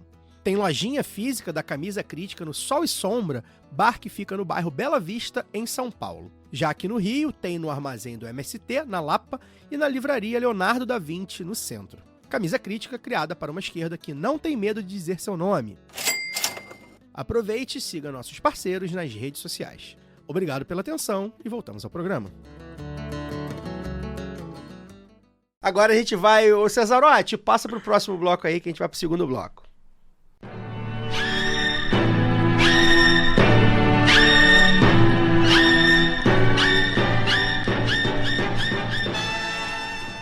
Bem, agora a gente vai girar a roleta dos segundos turnos. E aí, vou pedir para vocês, tá, Luara, Fagner e Daniel, conforme eu for falando aqui as cidades, por favor, incluam aí um comentário, façam um comentário por cima, porque de fato é uma roleta. Do outro lado da ponte, Niterói terá a missão de impedir o bolsonarismo na prefeitura neste segundo turno. O ex-prefeito Rodrigo Neves, do PDT, fez 48,4% dos votos, enquanto Carlos Jordi, do PL, teve 35,5%. Talíria Petroni fechou com 12,6%. E Bruno Lessa, do Podemos, com 3%. Vai dar, né? A gente vai evitar, mas o bolsonarismo... 48 mais 12 fica difícil. Mas o bolsonarismo ganha uma musculatura em Niterói que nunca teve, né? Teve aí 5 pontos a mais do que no Rio, né? O Jordi com 35 é uma figura mais orgânica do bolsonarismo do que o Ramagem, é um cara que tá há uns 10 anos aí enchendo o bolsonarista já, né? Foi vereador, é deputado federal, já agora não lembro se primeiro ou segundo mandato. Famoso pelos embates, né? Primeiro na Câmara com a Talíria, né? Depois no Congresso Nacional. Figura odiosa, evidentemente. Embate é uma palavra meio leve. Tucanei, né? Pra que esse desgraçado faz. As ofensas. Tucanei ofensas racistas e tal. Mas enfim, Niterói a gente estava falando, né? Nos programas passados a gente falou, né? A tradição de centro-esquerda que está no governo desde 1988, há 36 anos, em diversas matizes, né? PDT mais à direita, mais à esquerda, já teve PT, o Rodrigo Neves no PT, o Rodrigo Neves no PV, o Rodrigo Neves no PDT, mas tá no campo democrático, pelo menos, mas como boa cidade de classe média brasileira, tem um nicho bolsonarista forte. E que é isso, né? Eles estão em 2020 eles estavam muito divididos e o Jordi não foi candidato. Os candidatos eram pessoas... Eram gente sem tradição política na cidade. O Jordi foi candidato em 16 e tem essa carreira e agora voltou candidato e conseguiu aglutinar o equivalente ao Carlos Bolsonaro concorrer aqui no Rio. Isso. O que me surpreende sobre Niterói, eu até entrei no Google aqui para ver se tinha alguma pesquisa de segundo turno já, mas pelo menos na minha pesquisa rápida aqui não tem. Mas o que me surpreende de Niterói, cara, é que eu tenho muitos amigos de esquerda em Niterói, e todos eles aderem ao Rodrigo Neves desde sempre. O nevismo. Assim, e são de esquerda mesmo, assim, comunistas. Eu tenho amigos comunistas, professores universitários. Cara, aqui em Niterói, o Rodrigo Neves é o melhor prefeito. Pelo fácil, o melhor prefeito que já teve em Niterói, e a gente vai falar. Esse é o primeiro ponto. E o segundo ponto que me deixa muito curioso com relação à figura do Rodrigo Neves é que pouca gente lembra. Mas ele foi preso pela Lava Jato. Ele foi na preso, reta final do segundo mandato. Ele foi preso na Lava Jato, ficou comprovado. Uma operação completamente ele foi preso de sacanagem mesmo. Foi uma grande sacanagem. Partido do Judiciário. Né? E isso não causou um arranhão na trajetória do cara. Isso realmente acho estranho. Lava Jato acho que já era a fase da Lava Jato, que a Lava Jato tava... O que eu acho assim, tirando era durante Lula, a pandemia já. Era o último ano de mandato. E aí o Lula, a gente não pode nem falar, né, muito, né, porque o Lula é uma outra figura, né, tá num outro, como diz aí o Bruno Henrique, né, tá num outro patamar de ser humano. Eu acho que ele é o único político, cara, que foi preso na Lava Jato e que não teve a biografia eleitoralmente devastada, assim. Não, é o único. Meses depois, ele ficou um tempo fora da prefeitura, que foi preso, ele ficou afastado pela justiça. Aí foi um negócio de empresa de ônibus, de propina de empresa de ônibus, né? O caso era absurdo. E naquele mesmo ano, ele elegeu o Axel, porque ele estava em final do segundo mandato. O Axel foi eleito no primeiro turno, com 60%. Exatamente. E aí o Axel agora aparentemente sai mal avaliado, né? E o Rodrigo, que é do campo dele, continua sendo aliado. Vai voltar, tipo assim, o Axel é do nosso campo aqui, mas ele foi mal, bota o Rodrigo de volta que o Rodrigo é bom. Né? É basicamente isso que o eleitor de Niterói tá dizendo, assim. Eu sei que nossos ouvintes que são da extrema esquerda de Niterói vão ficar putos que a gente tá falando do Rodrigo Neves aqui. Mas agora é segundo turno. Gente, não conheço o Rodrigo Neves pessoalmente, não frequento pouco Niterói, menos do que gostaria, inclusive. Mas é isso, esse é o que eu percebo conversando. Eu participei de uma audiência pública com o Rodrigo quando ele era deputado estadual pelo PT. Deputado de almanaque, né? Não dá, se eu ficar aqui eu vou me estender. E aí em Petrópolis, né, foi por pouco, mas o Ringo Rames do PP fez 49,96% dos votos e vai precisar confirmar o favoritismo contra o Yuri Moura do PSOL, que fez 17,7%. O atual prefeito Rubens Montempo do PSB fez 17,2% e ficou de fora, assim como o Eduardo do Blog do Republicanos com 12%. Aqui, enfim, o jogo vai ser bastante complicado, né? Mas é o que eu falo, né? Ir pro o PSOL Pro pessoal ir pro segundo turno já é um feito... Em Petrópolis. Em Petrópolis, então, né, é bom lembrar, o Ringo, ele é o atual presidente da Câmara, ou seja, é uma força política da cidade. É isso, assim, é uma derrota provável aqui, mas é uma figura, a gente entrevistou o Yuri aqui, recomendo, é um político jovem, que se comunica de uma maneira jovem e ao mesmo tempo fincado com o pé no chão, né, com propostas. E ele vai poder aparecer, vai estar fazendo já os seus...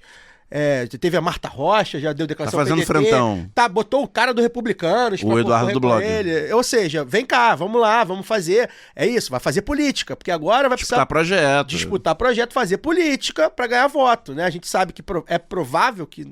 Enfim, falta aí 0,4%. Muito Ele pouco. precisa tirar votos Ele do precisa tirar voto. Mas, enfim, é uma boa notícia, porque... É isso, é o pessoal no segundo turno, tirando Boulos, provavelmente o único, que eu me lembro aqui de cabeça. O resto é do PT, né, que tá da esquerda. PSB também e tal. E, principalmente, vai se mostrar, vai se consolidar no núcleo dele, na base eleitoral dele, e vai se mostrar também aqui pro Rio de Janeiro como um cara que é possivelmente uma novidade na esquerda. Então, foi bom, foi legal, eu fiquei muito feliz, ele, enfim, também ficou bastante contente, porque é isso, né? É difícil, é uma possível derrota, provável derrota, mas é um bom sinal, principalmente considerando a conjuntura do Rio, né? A gente falou aqui o Rio de Janeiro como tá, né? A gente vai falar mais tarde, mas enfim, o Rio de Janeiro tem 3 prefeitos do PT, Ou seja, tem um segundo turno, já é alguma coisa. Em São Paulo, né, a loucura se confirmou, mas o pior foi evitado, pelo menos, e por menos de 1% dos votos, com 29,4% do Ricardo Nunes, do MDB, ele vai para o segundo turno, atual prefeito, com Guilherme Boulos, que teve 29%, o Pablo Marçal, do PRTB, ficou com 28,1%, a Tabata Amaral, do PSB, teve quase 10%, enquanto Datena, do PSDB, teve 1,8%, e a Marina Helena, do Novo, 1,3%. E aí, Luara, a gente derrotou o Marçal nas urnas, mas será que a gente derrotou o Marçal na sociedade? Eu acho que a gente vai discutir isso no próximo bloco, né? Essa coisa de quem ganhou, quem venceu. Eu acho que a gente vê uma fragmentação aí da direita, né? E isso é pouco colocado como uma perda, porque de fato o Centrão, que é tido como o maior vencedor, ainda é de direita, né? A gente é porque o negócio ficou tão extremo realmente que acabamos normalizando uma direita que é mais civilizada, às vezes nem tão civilizada assim. O bolsonarismo orgânico e o bolsonarismo por adesão, né? Agora, o marçalismo, nós vamos chamar assim, é um negócio que está para além disso, né? Porque é um negócio que não respeita a regra, que não só não respeita, como faz questão de frisar que não respeita. Não é nem aquela retórica bolsonarista do dentro das 4 linhas e não sei o quê, não. Ele faz questão de dizer que é fora mesmo e ele se acha esperto e promove essa esperteza, né? Por achar essas brechas aí. Eu acho que não derrotou, não. Eu acho que a gente tem que ficar esperto com o que pode, com as outras tentativas que virão do Pablo Marçal de tentar um foro privilegiado, que eu acho que ele vai precisar muito nos próximos anos, mas também de tentar aí esse espaço mesmo, né, de disputar esse espaço na sociedade dessa lógica do coach, né, é um negócio que, como a gente falou nos últimos programas, acho que até na live eu repeti isso, traz uma perspectiva traz uma coisa da esperança diferente do que a gente coloca, né, à esquerda. Não é a pura destruição do bolsonarismo, mas os caras, né, quem tá lascado, assim, vislumbrar pelo menos uma possibilidade de vida para, mesmo que individualista, mesmo que torta ali, mas aquela ideia, né, do self-made man que a direita sempre gostou, mas aí feita de formas criativas, entre muitas aspas, às vezes com golpes, né, também.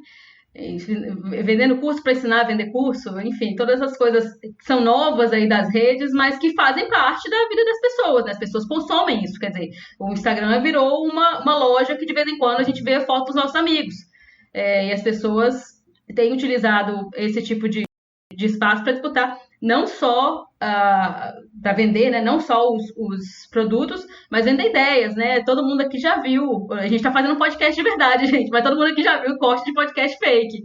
Isso também é produto. E ali se vende uma retórica própria, né? Que também ajuda a vender esses outros infoprodutos, né?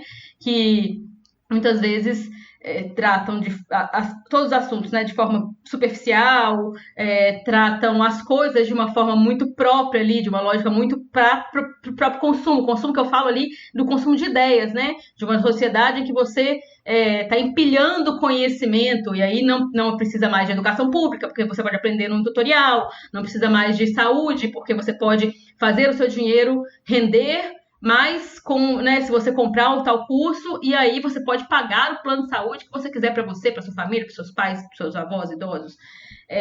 Então é um pouco disso, assim, que eu acho que já está bem na cabeça das pessoas e que faz parte também do marxismo. Por mais que nem todo mundo, né, nem todas as pessoas estejam à direita, mas eu acho que elas estão mais próximas dessa ideologia, vamos chamar assim.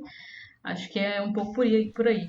E Fagner, é como a gente já tem Datafolha, né? 55-33 aí o primeiro Datafolha para o Nunes.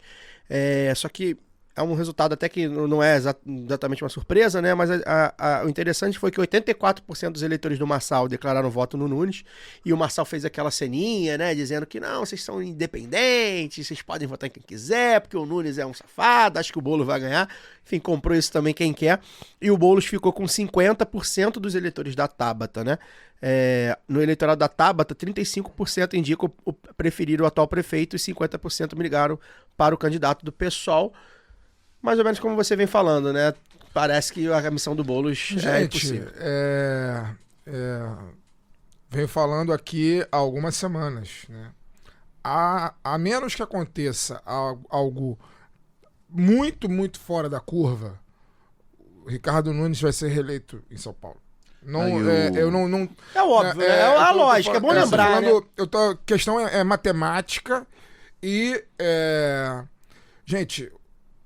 todos exceto essas loucuras como o Pablo Marçal e tal, todos os prefeitos, todos os governantes paulistas e paulistanos são extremamente protegidos pelos meios de comunicação mainstream, Folha de São Paulo, Estadão e etc e tal. O governo Nunes é tão caótico quanto o governo Crivella foi aqui no Rio. É um governo com várias denúncias de corrupção. É um governo que deixou parte da cidade às escuras. Pouca gente lembra disso. Parte da cidade ficou às escuras, se não me engano, no início desse ano. E a gente não vê uma vírgula disso em jornal. A gente não viu uma vírgula disso nos telejornais, né, mainstream. Então é um governo... É um político hoje, né, do que sobrou. O que era o Bruno Covas protegido, o Bruno morreu, o Ricardo Nunes é extremamente protegido pela burguesia, pela Faria Lima, pelos meios de comunicação paulistas e paulistanos. Então, e do outro lado, a gente tem um político, né, que, embora todos nós saibamos que é um lutador social, né, um cara que defende causas nobres, esse mesmo político, ele é vendido como um invasor de propriedade, cara. Ele é vendido como um invasor de propriedade. Então, assim, não tem condição. Nesse momento, infelizmente, na quadra histórica brasileira que nós estamos, infelizmente não tem condição. Eu arrisco a dizer que o Boulos vai ter menos voto do que teve em 2020, inclusive. Vamos ver. Eu não tenho dúvida que eu vou acertar, infelizmente. Ricardo Nunes está reeleito. A não ser que aconteça uma catástrofe do lado de lá, que eu acho que, se acontecer, vai ser abafado. Isso eu cravo, né? E, por outro lado, eu tenho quase certeza que o Boulos, inclusive, vai ter menos votos do que teve em 2020.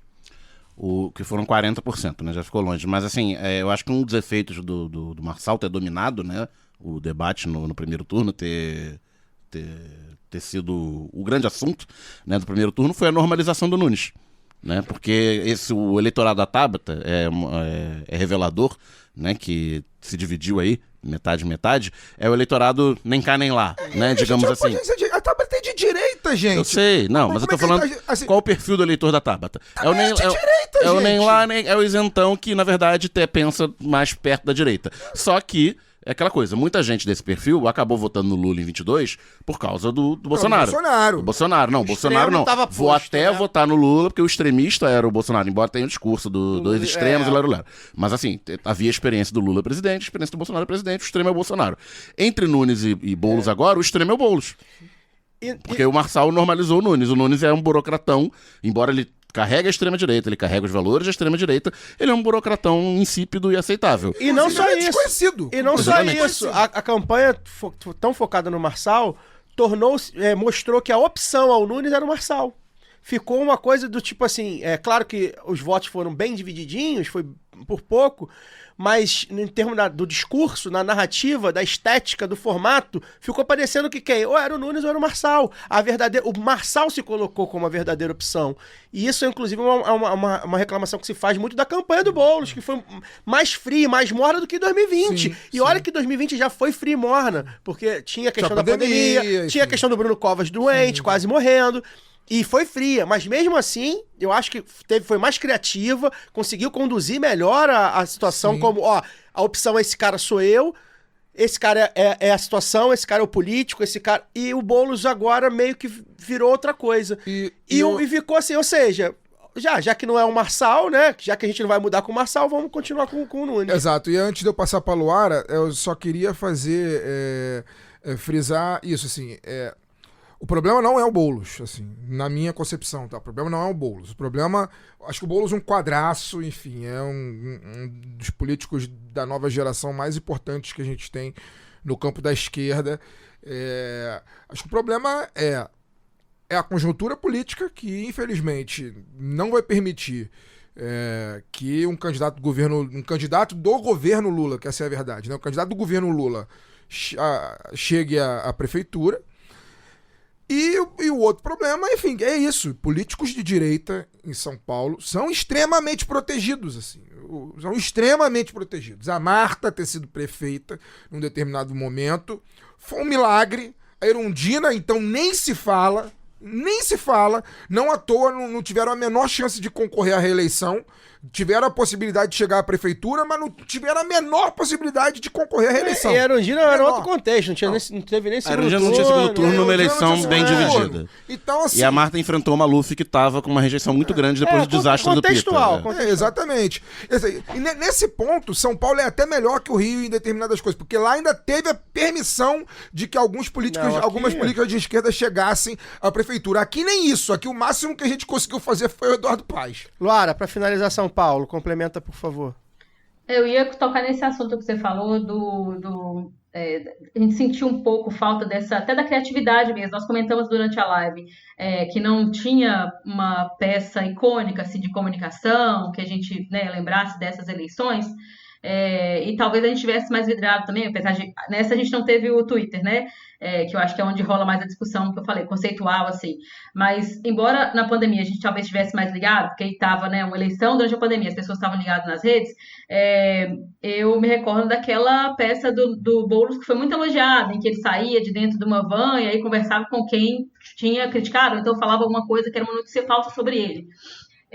E a gente sentiu falta dessa criatividade, mas essa criatividade, ela aconteceu do outro lado. Eu citei na live a peça da Tabata Amaral, né, dela lá fazendo o Linha Direta com o Pablo Marçal, mas o Pablo Marçal também fez certas inovações, porque ele usa uma linguagem, né, muito direcionada para as redes, tem uma coisa para... Claro, que saindo, como eu falei, traindo também os limites aí do campo democrático e tal, mas inova, né? E aí eu faço aquela provocação, cara, que você gosta de lembrar, que se for para poder se portar como político tradicional, você acha que os caras que já votam no político tradicional não vão votar já nos tradicionais?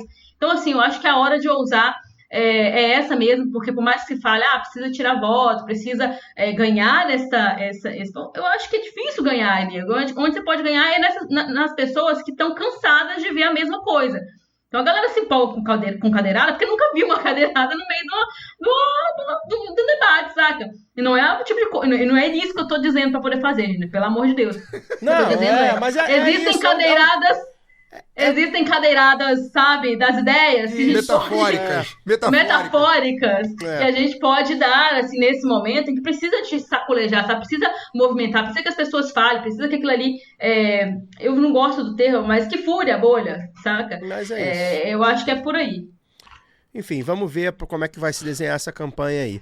Em Porto Alegre, o Bizarro quase ganhou de prêmio por ter afogado a cidade a reeleição em primeiro turno, né? O Sebastião Melo, do MDB, fez 49,7% e vai precisar confirmar a reeleição no segundo turno contra Maria do Rosário, com 26,2%.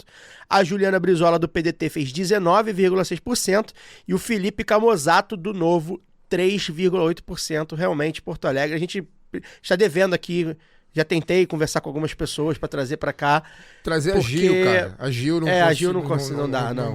Né? Porque realmente, enfim, tem muito, é claro que tem muitas questões locais aí também pra gente entender. Tem questões aí, teve uma abstenção acima da média, de 30%. Rejeição alta da Maria do Rosário, que é um símbolo... Mas se a gente for falar sinceramente, de eleição de novo, de repente, Porto Alegre, semana que vem, pensa tem gente, então. tem gente pra trazer. Tá tem bom. Jornalista, sociólogo. Então a gente fala com calma semana que vem. Em Cuiabá, o Abílio do PL fez 39% dos votos e vai disputar o segundo turno com o Lúdio do PT, que fez 28%, menos de 2 mil votos de Eduardo Botelho, do União Brasil, que fez 27,7%. É difícil os caras do União Brasil votar no PT. Votar no PT, mais um cálculo, né? Mas é como Petrópolis, o PT está no segundo turno em Cuiabá. Pois é, o PT no segundo turno em Cuiabá é uma boa notícia, né, Lu? Com certeza. Ali, ainda na mesma região, né, centro-oeste do Brasil, eu queria destacar uma coisa que a gente não falou na live, que foi a Camila Jara, deputada federal, né, pelo PT. Ela foi candidata à prefeitura de Campo Grande, ficou em 4º lugar, teve mais de 40 mil votos.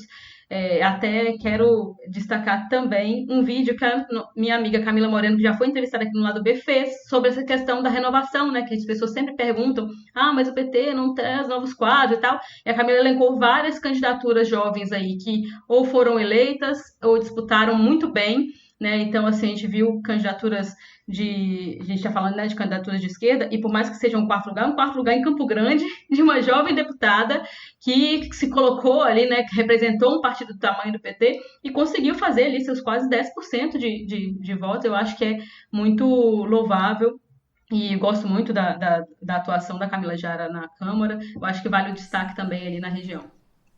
Só sobre essa questão de renovação do PT e tal, as bancadas de esquerda no Rio são bem jovens. Né, os 4 vereadores do PT, os 4 vereadores do PSOL, se não me engano, eu vi esse dado. A Tainá é mais velho que 41, né? Esse dado eu vi esse dado hoje. A média do PT é de 35 anos e a do PSOL é de 34 anos. Né? Eu acredito que está até abaixo da média do Fluminense. O Fagner pode me corrigir.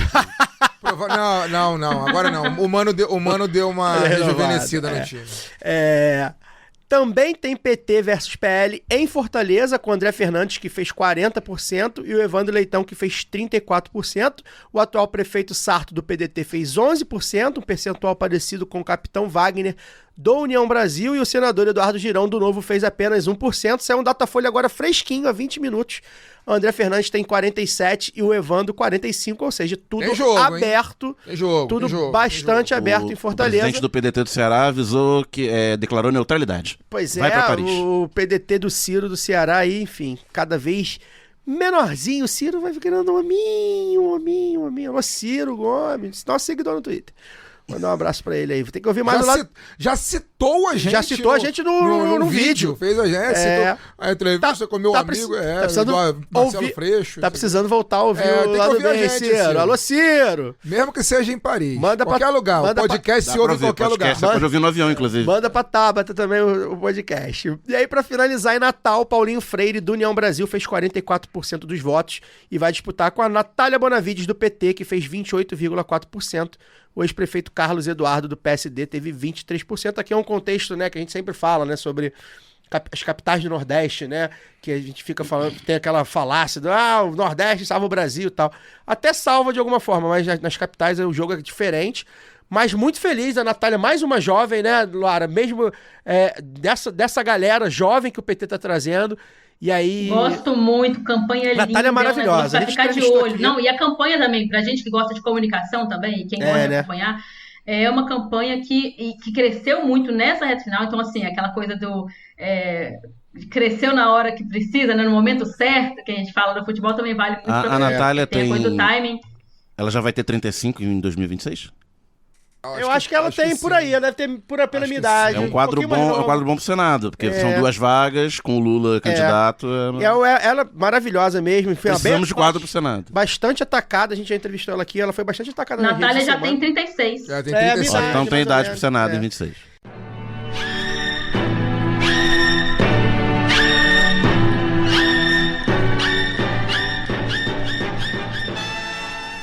Agora a gente vai para o terceiro bloco, que na verdade, são umas análises assim, um pouco mais completas, né?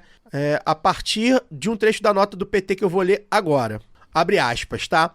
O PT passou de 183 para 248 prefeitos e prefeitas e vai disputar o segundo turno em 13 cidades, sendo 4 capitais: Fortaleza, Porto Alegre, Cuiabá e Natal. A soma de votos em candidatos e candidatas do PT passou de 6,9 milhões para 8,8 milhões no país, mesmo não tendo lançado nome este ano em São Paulo, Rio, Recife e Salvador. Passamos de 2.668 vereadores e vereadoras para 3.118 em chapas compartilhadas com PV e PCdoB na Federação Brasil de Esperança. Nossa votação para as câmaras municipais subiu de 5,7 milhões para 7,3 milhões. Dentre as 4 maiores prefeituras governadas pelo PT, reelegemos as companheiras Marília Campos em Contagem e Margarida Salomão em Juiz de Fora e fomos para o segundo turno em Mauá e Diadema com os companheiros Marcelo Oliveira e José de Filipe. Nos municípios entre 100 mil e 200 mil eleitores, elegemos o Washington, Coaquá e Maricá e Darlene em Rio Grande, no Rio Grande do Sul. Nas cidades entre 20 mil e 100 mil, passamos de 27 para 56 prefeitos eleitos, além de aumentar de 146 para 188 as vitórias em cidades com até 20 mil eleitores. Cumprindo a tática eleitoral de fortalecer o campo democrático no embate permanente contra a extrema-direita, elegemos 222 vices do PT em chapas encabeçadas por candidatos de 14 outros partidos. Integramos as coligações amplamente vitoriosas. Frente amplaça, né? Integramos as coligações amplamente... Tô achando estranho ter 14 partidos contra a extrema-direita no Brasil. Tem alguém tá sendo enganado, mas vamos lá. Voltando, gente. Integramos as coligações amplamente vitoriosas em 2 capitais estratégicas. Recife, em aliança com João Campos do PSB, e no Rio, com Eduardo Paes no PSD, impondo à extrema-direita sua mais contundente derrota eleitoral no berço político de Jair Bolsonaro. Fecha aspas. Luara, vou começar por você, considerando a conjuntura, considerando o que é esse país há 500 anos, o que você achou aí desse resultado? A gente vai fazer a análise do PT, talvez coubesse até fazer uma análise separada, a gente não vai dar tempo de fazer do PSOL, que eu acho que é importante. E a gente pode trazer alguém aqui do pessoal para fazer essa leitura. De repente, né? E do PSB, enfim, PDT, essa galera ali desse campo da esquerda aí mais confusa. Mas eu queria, considerando a esquerda do PT, né? Que é o grande partido nacional do país, o que você achou, Lara? Mas é uma análise geral ou uma análise dessa nota? Porque pela nota parece que eu não sou a única petista otimista desse país. Tem petista tem que ser otimista, né? Rapaz, eu acho que é porque senão, né, fica um pouco difícil de encarar.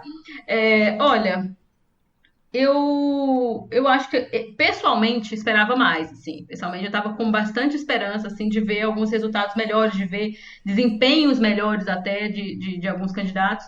Entendo a conjuntura, mas eu acho que isso também é um pouco do reflexo daquilo que eu comentei anteriormente, né?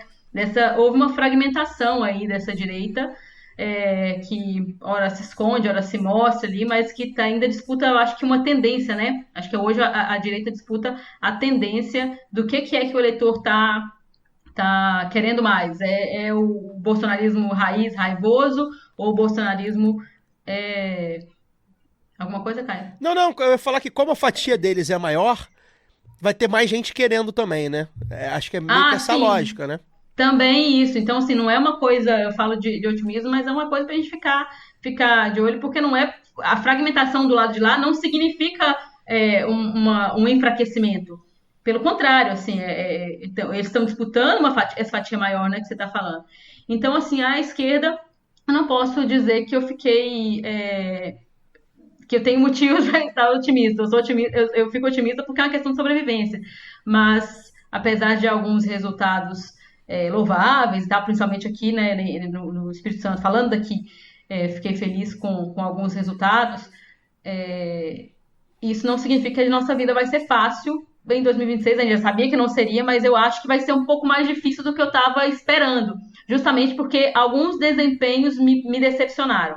Aí a gente já falou, né, de Porto Alegre, que a gente esperava que a campanha fosse conduzida um pouco mais com o tom ali da questão das enchentes. A gente ainda quer entender um pouco mais de por que isso não entrou na agenda, né? A própria agenda ambiental acho que entrou pouco entre os nossos candidatos, até em candidatos a vereadores eu senti falta também, de uma disputa mais. Eu vou usar o termo ideológica para poder falar de embate mesmo, assim, dos valores, sabe? No sentido dos valores. Que eu sinto que é aquilo de novo. Se você vai querer naturalizar, sabe, aquela postura do candidato padrão ouro, vou chamar assim, o que as pessoas já conhecem, eles vão votar no que já sabe, tradicional, das famílias tradicionais, que tem o sobrenome certo, entre muitas aspas, e não nessa nova perspectiva. Eu acho que faltou um pouco disso. Não vi tantas campanhas criativas assim, nesse sentido. E aí... eu acho que isso talvez seja... A gente já fala disso há algum tempo, né? Um alerta para que a gente possa pensar esse mundo novo de forma coletiva e levar isso mais adiante, as ideias, escutar mesmo os valores da sociedade, que é o que eu falo sempre, porque até o momento parece que a disrupção está do lado de lá, tá? Ou na quebra, né, dos contratos sociais, na quebra ali dos limites da democracia, ou mesmo nesse reagrupamento, né? Quando se fala do Centrão ser o grande vencedor, nesse reagrupamento. Então, peraí, existe o bolsonarismo, então a polarização, como é que se traduz isso? E não, existe a gente aqui que faz a mesma coisa sempre, mas pelo menos vocês já conhecem, e aí dá mais ou menos certo e tal. Então, eu acho que faltou um pouco disso, já vem faltando, né, há algum tempo, porque a gente teve que retroceder, isso é verdade. A gente teve que retroceder, não, a gente retrocedeu e aí teve que lidar com esse retrocesso, então de uma contenção ali da extrema-direita, mas eu acho que não se combate com, né, ainda mais que a gente está perdendo, não se combate com as mesmas armas, acho que é preciso fazer coisas novas, né? Então é um pouco disso, assim, sentir um pouco essa falta, sabe, da novidade, isso, assim, A gente tá abraçando a velha política ainda durante muito tempo. Fica essa sensação. Então, assim, se vai fazer igual, se vai conversar com as mesmas pessoas, que pelo menos seja alguém diferente fazendo isso. Eu vi algumas campanhas fazendo isso e foi legal. Mas, no geral, parece que fica essa sensação de que é a mesma coisa. Então, tá o discurso vou escolher aqui... Tá o discurso do vamos voltar ao que era antes, só que a gente já voltou de alguma forma, né? Porque o Lula tá no governo, né? É o Lula que tá presidente. E aí faz parecer fácil. Exato. Faz parecer que tá chegando lá, e organizou a casa e tal. Então, aí quando vai, né, para as cobranças, assim, pô, fica sempre aquela coisa, como se a gente estivesse dando volta, né? Sim, é essa a sensação. Fagner, eu ia encerrar com você, mas não vou encerrar com você não, porque você é pessimista. Então eu vou te perguntar, vou deixar o Daniel... Eu não sou pessimista, eu sou otimista com aquilo que me cabe. Fluminense e Portela. Com aquilo que me cabe. Com a vida real eu sou totalmente realista. Embora fosse um pessimista, você acha que o resultado da eleição foi ainda pior do que você esperava ou tá dentro do pessimismo que você esperava? Não, tá dentro do que eu esperava. Então... Concordo com a análise da Gleice, né? Gleice Hoffmann falou, não, era isso mesmo. É o que eu esperava. Eu acho que o PT teve avanços, como a própria nota diz aí e tal. A questão do MST. Né, obviamente, teve avanços e... Cara, o partido passou por um projeto de destruição aí de quase 10 anos, então, né, isso leva tempo para poder voltar. E eu acho que o grande vencedor é o centrão que não é centro, né? O centrão que é É, direita. o vencedor tradicional. O centrão que é a direita tradicional brasileira de Tirando 2018, eles são os vencedores. É isso aí. E até em 2018 eles deram um jeito também de aderir. Sim. Então Até porque, como a gente sempre fala aqui, eles ideologicamente são muito mais próximos do bolsonarismo do que do PT. Assim, pra mim tá dentro do esperado, assim. Tá literalmente dentro do esperado. E, Daniel, então pra encerrar com você, que você é menos pessimista, mas eu vou te fazer uma pergunta diferente. Você pode responder que se estava dentro do esperado, como é que você achou, mas eu vou fazer uma pergunta diferente. Sempre tem análise de quem ganhou e quem perdeu, e tem muita coisa, né? A direita, e enfim, é isso. Nesse país, a direita ganha. Tirando raríssimas exceções, gente, a direita vai ganhar. E aí ou vai ganhar a extrema-direita, ou o centrão-direita. A direita só não ganha nos lugares onde aconteceu um negócio chamado revolução. Pois é. E a esquerda, quando ganha, tem que compor com um pedaço da direita para conseguir governar. E mesmo assim, nem todos, porque houve a Revolução Francesa e o Macron é o presidente. Pois é. Então, assim, faz parte. A gente precisa ter esse pé no chão. Mas, considerando algumas figuras, eu tenho duas análises que eu gostaria de dividir com você, e queria que você falasse. Claro, Luara e Fagner, se quiserem falar também. Rolou uma narrativa aí da melhor blogueira que eu acho, pelo menos, do Grupo Globo, que é a Andréa Sadi, e ela colocou no blog dela, e eu fui ler, e ela escreveu uma coisa, o título do blog dizia outra, e na manchete que foi pra home no Globo.com foi outra. Que era assim, na manchete foi assim, Tarcísio, o de Freitas, é o grande vencedor da eleição. E aí eu fui ler o blog e eu falei, pô, Andréa Sadi vai falar isso, cara? Porque assim, eu acho a Andréa Sadi muito digna. Pensamento desejante do editor, né? Do editor, porque a Andréa Sadi diz claramente lá, ela vai falando sobre, voltado ao Tarcísio, né? A participação do Tarcísio em detrimento da participação do Bolsonaro na campanha do Nunes e tal. E ela fala no final assim, que a campanha considerou o Tarcísio vencedor. Bem, a campanha ela pode considerar o que quiser, mas assim, gente, Tarcísio de Freitas não foi o vencedor a partir do momento que ele, com a máquina da prefeitura, com a máquina do governo do estado, com o atual prefeito, faz 29% no primeiro turno e vai para o segundo turno e mesmo quase fica de fora. Né? Então assim, Tarcísio de Freitas não ganhou absolutamente nada. Ele continua sendo uma figura que a direita elogia muito, cacifado como moderado, cacifado como presidenciável, se não daqui a 2 anos, daqui a 6. O bolsonarismo que o sabe usar os talheres. Exato. O Tarcísio não ganhou absolutamente nada. Nada. Porque se ele tivesse feito Ricardo Nunes prefeito no primeiro turno, mesmo assim o Ricardo Nunes poderia falar, não, a máquina é minha, pô. O prefeito sou eu, pô. Então, não tem nada a ver, você não tem nada aqui com isso. Você me ajudou e tal. Esse é um ponto, o que você acha disso? Enfim, se você concorda, evidentemente. E outro ponto que eu queria exaltar, que eu botei lá no meu Blue Sky, que Erika Hilton sai bastante grande, é a figura, talvez, que saia maior, né? Bastante grande, não existe. Maior na esquerda, maior até que o Lula, nesse primeiro turno, que eu acho que apareceu menos, porque a Erika Hilton fez a vereadora dela em São Paulo, trans, vereador no Rio, o Rick, que a gente não falou aqui, né, que foi o vereador do pessoal mais eleito, mais votado, quase né, 30 do mil Rio, votos. Que a gente entrevistou aqui. Que quem ouviu o Lado B já conhecia. Muita gente da esquerda dizendo que não conhecia, não ouve o Lado B. Não tá ouvindo o Lado B. Prefere ouvir o Foro de Teresina, tudo bem, faz parte, não vai saber nunca, Foro de Teresina, não vai saber quem é que tá no Largo da Carioca fazendo... Agora, a galera gosta muito de banco, né? Pois é. E aí... A Érica, acho que em Natal também a Érica elegeu a vereadora dela, ou acho seja... que Porto Alegre, né? Enfim, acho a que Porto Érica Alegre, se não tô enganado. fez aí, surge aí com uma grande figura também da esquerda, queria que você falasse aí no balanço das figuras aí da eleição. Sobre o Tarcísio, é muito claro que tá sendo tentado, desde que ele foi eleito no segundo turno, em 2022, construir a imagem dele como possível presidenciável, né? Esse... teoricamente moderado, que de moderado não tem nada, só ver o que a polícia de São Paulo tá fazendo, fez em Santos, só ver na periferia, só ver o que tá fazendo nas escolas.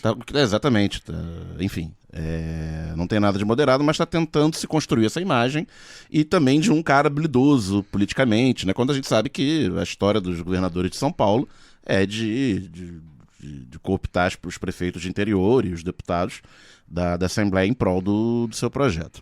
Quanto a Érica, é bastante interessante porque a gente tem visto, como sempre, depois de eleição ou depois da esquerda tomar alguma porrada, né? Vem os analistas de sempre, não, porque o povo não quer saber de pronome neutro, povo não quer saber de pauta identitária, tem que falar as coisas de real interesse do povo, tipo, e a gente concorda super com isso. Inclusive, quem fala mais pronome neutro é a extrema-direita. Só vê o vereador mais votado de São Paulo, né? Cuja pauta era só vê o próprio Pablo Marçal, que chamava o Boulos de Boules. Exatamente. E querem cantar linguagem neutra no nosso hino nacional. Enfim. A Érica, que uma mulher trans, né? Que começou a se eleger lá atrás nos seus primeiros mandatos, né? Com a pauta digamos, identitária, é uma das deputadas que mais compra o discurso dos direitos dos trabalhadores. Inclusive a pauta principal do Rick Azevedo, né, o vereador mais votado do pessoal no Rio, que é contra a escala 6x1, ela é a deputada que mais compra essa pauta. O PT não comprou essa pauta. Ela apresentou proposta de emenda à Constituição. Exatamente. O PT institucionalmente, né, na Câmara dos Deputados, não comprou. Então, e a gente vai ver a Erika Hilton falando sobre os mais variados assuntos de interesse dos trabalhadores e também, né, da pauta identitária, que é uma pauta que a pauta identitária, gente, a gente é homem, hétero, cis, a mulher, a Luara mulher, pra gente a gente pode apoiar, achar legal e tal, mas não é uma questão de vida ou morte. Para as pessoas trans, para as pessoas homossexuais, é uma pauta de vida ou morte. Então, você não pode dizer que é uma pauta secundária, né, para as pessoas. Então, tem que ser atravessada assim, mas é isso. Ela não é uma parlamentar e uma política, né, que ela está se tornando um ser político de uma expressão maior do que uma mera deputada federal, monotemática.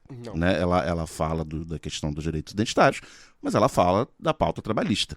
Né? Então a gente tem que realmente ficar de olho e acompanhar. Lu, conclua, por favor. Eu quero chamar atenção justamente para isso. Eu acho, assim, nos últimos anos, a coisa da ideologia de gênero, né, virou um negócio sem pé nem cabeça, em que as pessoas colocam ali, a direita, né, coloca ali tudo que não as agrada, então tudo a ideologia de gênero virou comunismo, virou gente que é vegetariana, virou tudo. E tudo que eles combatem porque é o mal e vai acabar com as nossas famílias e tal. E virou um reduto mesmo, né, uma bandeira ali, um negócio do bem contra o mal, em que eles as pautas da extrema-direita, elas foram migrando, né, e aí eu acho que fincaram o pé na coisa do gênero. Então, é muito significativo que uma deputada como a Erika Hilton tenha o tamanho que ela tem, o alcance que ela tem, ela consiga eleger as pessoas que apoia ali, e que a gente tenha no Brasil hoje, nessas últimas eleições, né, eleito 26 vereadores trans e travestis. Se não me engano, acho que é esse o número. E aí a maior parte, claro, né, de partidos como o PSOL e o PT, mas temos também gente do Solidariedade, do PSD, do MDB. Porque a direita pega essa pauta também. Tem o Tami Gretchen, por exemplo, que já é um prócer vereador reeleito. Vereador reeleito, né? Tá aí no PP, né? Progressistas. Pois é. E então, assim, quem é monotemático é essa direita estridente que faz ali, né, da ideologia de gênero, esse fantasma que é moldável para eles poderem causar pânico moral, porque o que a gente defende, principalmente a esquerda, é que essas pessoas, elas possam falar sobre várias coisas, porque até o momento elas só podem falar sobre eu quero sobreviver e como é que eu vou fazer isso, porque não me sobram muitas opções. Isso. Agora, quando tem espaço ali no parlamento, a gente espera, né, que no executivo, nos próximos anos aí a gente possa ver, né, pessoas, mulheres trans, governadoras, presidentas e tudo mais, de esquerda, de preferência, que a gente possa ver isso, para que as pessoas possam falar de outros assuntos também, porque queremos saber a opinião, como é que a gente inclui, né, a gente precisa ouvir essas pessoas. Então, é muito significativo que a gente hoje esteja elegendo mais candidaturas trans. Eu acho que é uma coisa que naturaliza, né, essas vozes dentro do debate público, para que não seja tratada como meramente identitária, como se fosse pouca coisa, né? Como o Daniel lembrou, eu acho que é muita coisa a gente ter vozes diversas, e é isso que a gente defende. Pois e para encerrar isso, acho que é importante a gente registrar que todas as pautas estão em disputa. Então, assim como as pautas das pessoas trans, assim como já foi a candidaturas de pessoas negras e negros, candidaturas de mulheres, pauta LGBT no geral, né, pessoas homossexuais, a direita vai disputar também. Vocês não tenham dúvida que a direita vai disputar também. A direita vai querer esse naco também. Então daí a gente precisa tensionar essas pessoas para mostrar que o nosso campo, o nosso lado, tem mais possibilidades, mais ferramentas de causar transformação nas pessoas, porque vai disputar, vai ter o negro que diz que é contra a cota, vai ter a mulher que diz que mulher tem que estar na cozinha, mas vai querer estar na presidência da LERJ. Threadwives. Então assim, vai ter, disputa. E eu acho que é importante que a gente dispute também esses campos. E aí, só para um recado final, a gente vai falar sobre isso provavelmente nos próximos programas, mas assim, o Rick foi uma surpresa para muita gente, pra gente nem tanto, a gente não sabia que ele ia ter uma votação expressiva, mas a gente viu a campanha dele acontecer, a gente sabia que estava acontecendo, a gente chamou atenção, principalmente nos nossos grupos internos, né? A gente falou, cara, tá acontecendo isso, tá interessante, tem alguma coisa, tá diferente, tá dando um molho, eu até botei no WhatsApp assim... Estão andando pela cidade, vendo em diferentes locais, Exato, né? Eu não sei se vocês lembram, eu até botei recentemente, tem umas 2 semanas, eu falei, cara, é a campanha que tá colocando molho nessa eleição que tá sem graça, que o pai vai ganhar. Mas é bom a gente lembrar, eu acho que o Rick e o que ele fez, a forma que ele comunica, a pauta que ele tem, mostram um caminho para a esquerda, mas mostram apenas um caminho. Não é receita de bolo. Vi muita gente dizendo que tem que fazer isso, porque tem que fazer aquilo, porque é isso que dá certo. Não é receita de bolo.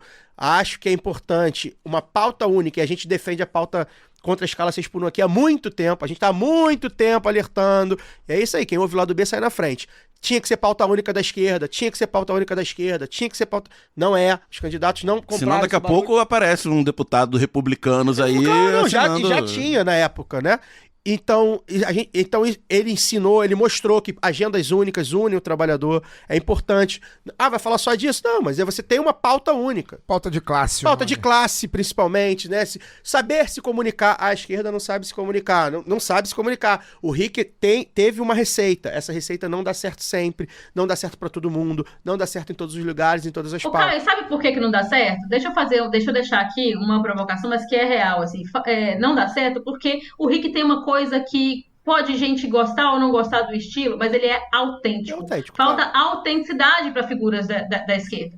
Assim, sabe, a gente pode falar, tem outras figuras de direita também que elas têm autenticidade. Claro, a gente não gosta, é horrível, há uma grande, né, há muita demagogia também, mas essa coisa de querer se alinhar, entendeu? Eu falei do padrão ouro do candidato. Repetir, né? De Ficar querer repetindo. falar de certa coisa. Até o jargão. Então, isso cansa. As pessoas percebem que isso não é real. Quem é você? A gente quer saber primeiro quem é você, candidato, pra saber se você merece meu voto. O que você faz? Como é que você atua? O que você defende? Mas primeiro, quem é você? Então, por isso que eu acho que há muita crítica infundada sobre o identitarismo. Porque essas pessoas que criticam, geralmente são pessoas, vocês podem perceber, que não são autênticas. Elas não têm uma identidade própria, elas não sabem quem elas são. E elas não procuram saber. E aí, quando vem outras pessoas que reafirmam, por questão de sobrevivência, que, olha, eu sou isso, é daqui que eu parto, isso provavelmente incomoda. É isso. E não é copiar, né? É isso, repito, tem caminho, principalmente em termos de comunicação, a gente vem falando isso, em termos de pauta, a gente também vem falando isso, mas não é chegar, aí o que o Rick fez? Vamos fazer igual, não é assim. É tentar entender o que pode ser feito de diferente que ele mostrou. E a gente espera que, enfim, que agora é outro momento, vai ser uma outra coisa, a gente vai acompanhar de perto aqui, uma outra parada, tem estrutura partidária, tem estrutura da Câmara, vai ter que ter uma comunicação com os eleitores muito clara e justa. Mandei mensagem para ele já me agradeceu. Fiquei muito, muito feliz, porque eu acho que é bastante simbólico, mas agora vai virar uma outra página, vamos ver como é que vai ser, a gente vai acompanhar de perto, promete aqui estar em contato com ele, com a equipe dele, para ver, porque de fato é uma novidade que a gente, principalmente considerando uma cidade grande como a nossa, o Rio de Janeiro, é um negócio que acho que a gente não vê há muito tempo, um cara vir do jeito que veio, meio praticamente que do nada, né? E galgar e chegar aí a ser o eleitor, o vereador mais votado do PSOL no Rio. Luara, até semana que vem. Beijo. Até semana que vem, feliz por mais um Lado B. Não sei se vocês perceberam, minha voz tá em recuperação, porque depois de 4 horas de live domingo eu ainda tô me recuperando, viu, gente? Mas foi muito massa e espero que hoje também o pessoal tenha gostado. Um abração e até a próxima. Fagner. Agradecer a todo mundo, agradecer com nossas visitas ilustres aqui hoje também. E só deixar um registro, gente, anteontem ou ontem, agora não me lembro exatamente, eu vi que a Folha de São Paulo publicou uma entrevista com Silas Malafaia, né, falando sobre o resultado Ele participou do Estúdio I da Globo hoje. Então, vou chegar lá. Participou, né, a Folha de São Paulo entrevistou a Mônica Bergamo, né, entrevistou o Silas Malafaia para comentar o resultado eleitoral das prefeituras, né, pós aí o primeiro turno. E agora a Globo News também entrevistou o Silas Malafaia. Silas Malafaia é um pastor milionário que não exerce nenhum cargo público, conhecido e reconhecido por falas extremamente preconceituosas, discurso de ódio, apoiou tentativa de golpe de Estado em 8 de janeiro de 2023. Esse cidadão dá entrevista nesses canais pra quê? E não teve nenhuma de suas mentiras desmentida, tanto na Folha de São Paulo, onde eu tive o estômago de assistir boa parte da entrevista, quanto na Globo News. Então é só isso, terminar dizendo que a gente não pode se iludir.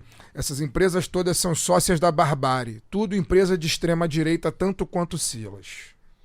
Daniel, boa noite.